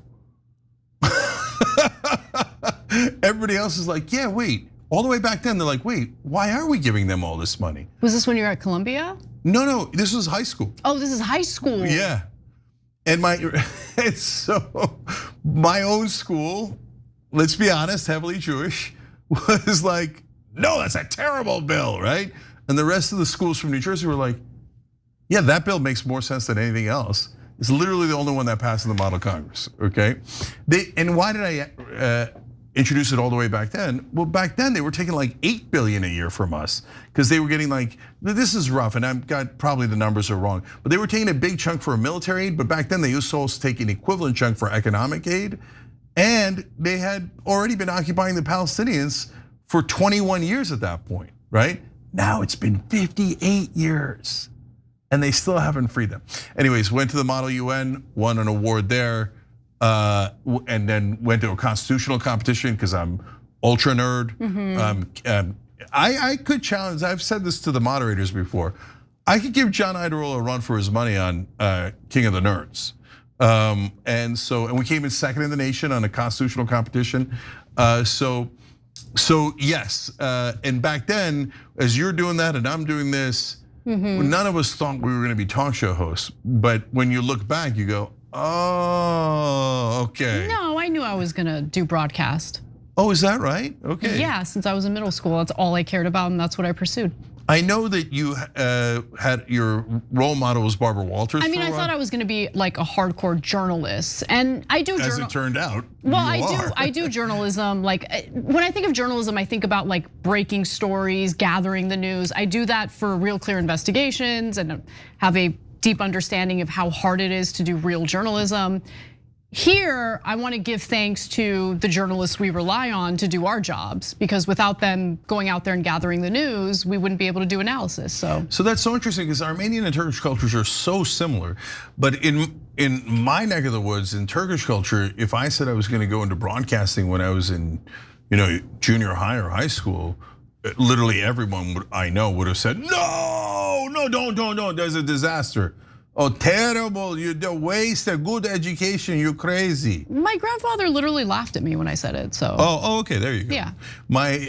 And then I showed him. What now, Grandpa? He's not alive anymore, but okay, whatever. Also what now? Yeah. No, I'm just kidding. Okay, the elder of my family, Ismail Dede, pulled me aside. This is a fun story I've told many times before, but not in a while. And he asked me, like, once I got into it, he said, what are you doing? I don't understand. He's like, you were a lawyer before, that I understood. You went to business school, that I understood. That's one of the 4 jobs. The 4 jobs are businessman, lawyer, doctor, engineer, period, okay? He's like, what is this showman thing? I don't get it. And I tried to explain it to him, didn't get it. I'm like, you talk about politics. And he's like, why would anybody listen? Well, I mean, you try to make it a little entertaining and but you're delivering the news to them and it's interesting to them. And he's just like, I don't get it. And then finally he was like, oh, you're being entertaining. So you're a pagliaccio. Pagliaccio. Yeah, that means clown. I love it so much. Yeah, that's how immigrants view this job. That's true, yeah. No, I mean, not all immigrants, but I know exactly what you're talking about. For me, the very negative reaction came when, like, before I decided I wanted to pursue broadcast, I thought I wanted to be an actress, and my parents, my mom especially, was she was correct, actually. She's like, no, they're gonna turn you into a whore, and I'm not gonna let that happen. That's interesting. Okay, well, it turns out nobody could corrupt you, so she didn't have to worry. Okay, Kofefe is the last one I got from tyt.com/joy. My joy today comes from a small moment last night. My wife and I braved blizzard-like conditions to see the live edition of The Bulwark here in Minneapolis. After we parked and stepped out of the ramp, an unhoused man asked if we had a few dollars for food. I handed him a $5, knowing it might not go toward food, but wanting to offer something anyway. He asked which show we were seeing, and I said the Bulwark podcast. He said, Bulwark, that's part of a ship, right? Yes, it is, I replied. We chatted for a minute or two, nothing profound, just 2 strangers sharing a brief human moment on a cold, snowy night while living completely different lives. And somehow, that small exchange stayed with me. Love it. We had a similar exchange. This is up on YouTube Shorts, but I'll do a little bit of a bonus episode for the members later in the week. I went to the Alex Preddy Memorial when I was in Minneapolis, and I went to the Renee Good Memorial, and we also went to George Floyd Memorial. And the guy who took me there, which is really neat, was Keith Ellison. He's the Attorney General in Minnesota, and the guy who could get justice for Alex Preddy and Renee Good. And so he was super nice. They came out on a brutally cold Sunday morning, him and his wife, and took me around and showed me Minneapolis and those spots. So I'll share those for the members in a bonus episode later in the week. But as we were there was these 2 women who were making sure that the Preddy Memorial was okay. And we had a conversation with them, and it was super heartwarming. Then at the Renee Good Memorial, we ran into 2 progressives from northern Minnesota near the Canadian border. And they talked about how they're from a progressive church. And when Renee Good was shot, everybody came in to pray. and they were weeping and praying, and then they were talking about how to work for a better America. And I was like, oh my God, I love you guys. And they're like, yeah, we watched the Young Turks. And I was like, yes, okay. And so that made me feel great. But I love that there's good people like that in the world. All right, Casper, what do you got there? All right, Cabbage says, I guess customer service is not in Anna's wheelhouse. You would be correct on that. I'm not here for customer service. I'm here to tell the truth, regardless of what anyone thinks about it. Let's continue. Mamat222 says, if you're in Wisconsin, please check out and support Francesca Hong for governor. She's a working class single mom and daughter of immigrants. She had a small business and is currently serving in the state assembly. She is an unapologetic Democratic socialist who had a town hall today in our small city of less than 11,000 people and shares our policy priorities. All right, if you're in the area, definitely check out the candidate that was mentioned here. That's Francesca Hong for governor in Wisconsin. Let's keep going. We've got I don't know anymore. I'm right there with you sometimes. So Cenk, you for reading my comment on air. I love you as a food brother who shares a deep love of submarine sandwiches. I'm addicted to Ike's Matt Cain sandwich lately. Give it a try. I know one is near LA. In fact, Ike's Sandwich Shop is a chain in Los Angeles as well, and it's delicious. And they've got a lot of vegan options too. Not that Cenk's interested in that. Yeah, I mean, you almost ruined it at the end there, but yeah. All right, brother, I'll check it out. Thanks for the tip. And you know me, no joke, I'll definitely check it out. Okay, John Barron writes in, I find incredible joy in filling my diaper while I'm telling Americans lies during my State of the Union speech. Brought to you by Big Boys Pampers. Thank you for your attention to this matter. Because he's John Barron, get it? I mean, that gave me a little bit of joy, so thank you. I'm gonna be wearing diapers as I do the State of the Union tonight. We are gonna be covering it, me, Anna, and John in a little bit. Lady Yak says, my joy, my daughter is about to turn 5. I'm grateful for her, my little family, and our love for books. Super cute, little girls are the best. I love that you get to dress them up. They're so cute. I love my nieces so much. Oh my God, I have so much fun with my daughter. I'm so lucky that I got a son and a daughter. He's such a guy, she's such a girl. I just can't get enough of it. So I was dropping her off this morning. We love to make fun of each other, and and my wife doesn't get it at all. She's like, "Why are you insulting each other?" I'm like, "No, we're just playing around." Like when we stick our tongue out at each other, that doesn't actually mean we're angry.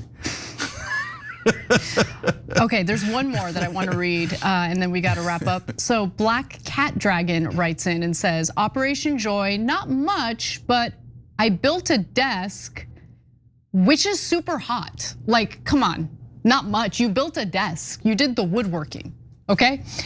Working on an office to share with my wife. What kind of American hero is this? Why isn't your wife writing in to talk about how joyous she is, okay? Right, and why aren't you running for office? Yeah, for real. So, well, look, that's your joy for today. Anna thinks it's super hot. I do. You built a desk. It is hot. Okay, and even more hot that it's partly to share with your wife. Extra hot. Extra hot, okay. All right, guys, so we are actually gonna take a little bit of a break here between this and the State of the Union. So, but in half an hour, we're gonna come right back and we're gonna cover the State of the Union live for you guys, me, Anna, and John Irola. And then I'm gonna give a little State of the Union for our members right after the State of the Union is over. I mean, we'll do an analysis first, of course, right? And then after that. So a great time to join. Hit the join button below on YouTube or tyt.com/join. We'd love that. And remember, guys, a couple of lessons from Operation Joy. I'll end on this. Number one, low bar, okay?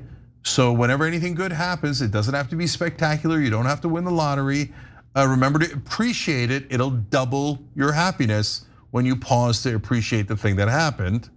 And make sure you're taking a couple of minutes a day. It's a bare minimum, right? Just to think about positive things. Yeah, it'll feel a little awkward. Yeah, it'll maybe, again, dorky, earnest, whatever you want to say. But at least it gives you a little pocket of happiness inside your day. And you do deserve that. I don't know if other people in your life tell you that, but I can tell you, I guarantee you, whoever you are out there, You do deserve that happiness. All right, much love. We'll see you in half an hour. The key for me is to keep expectations low.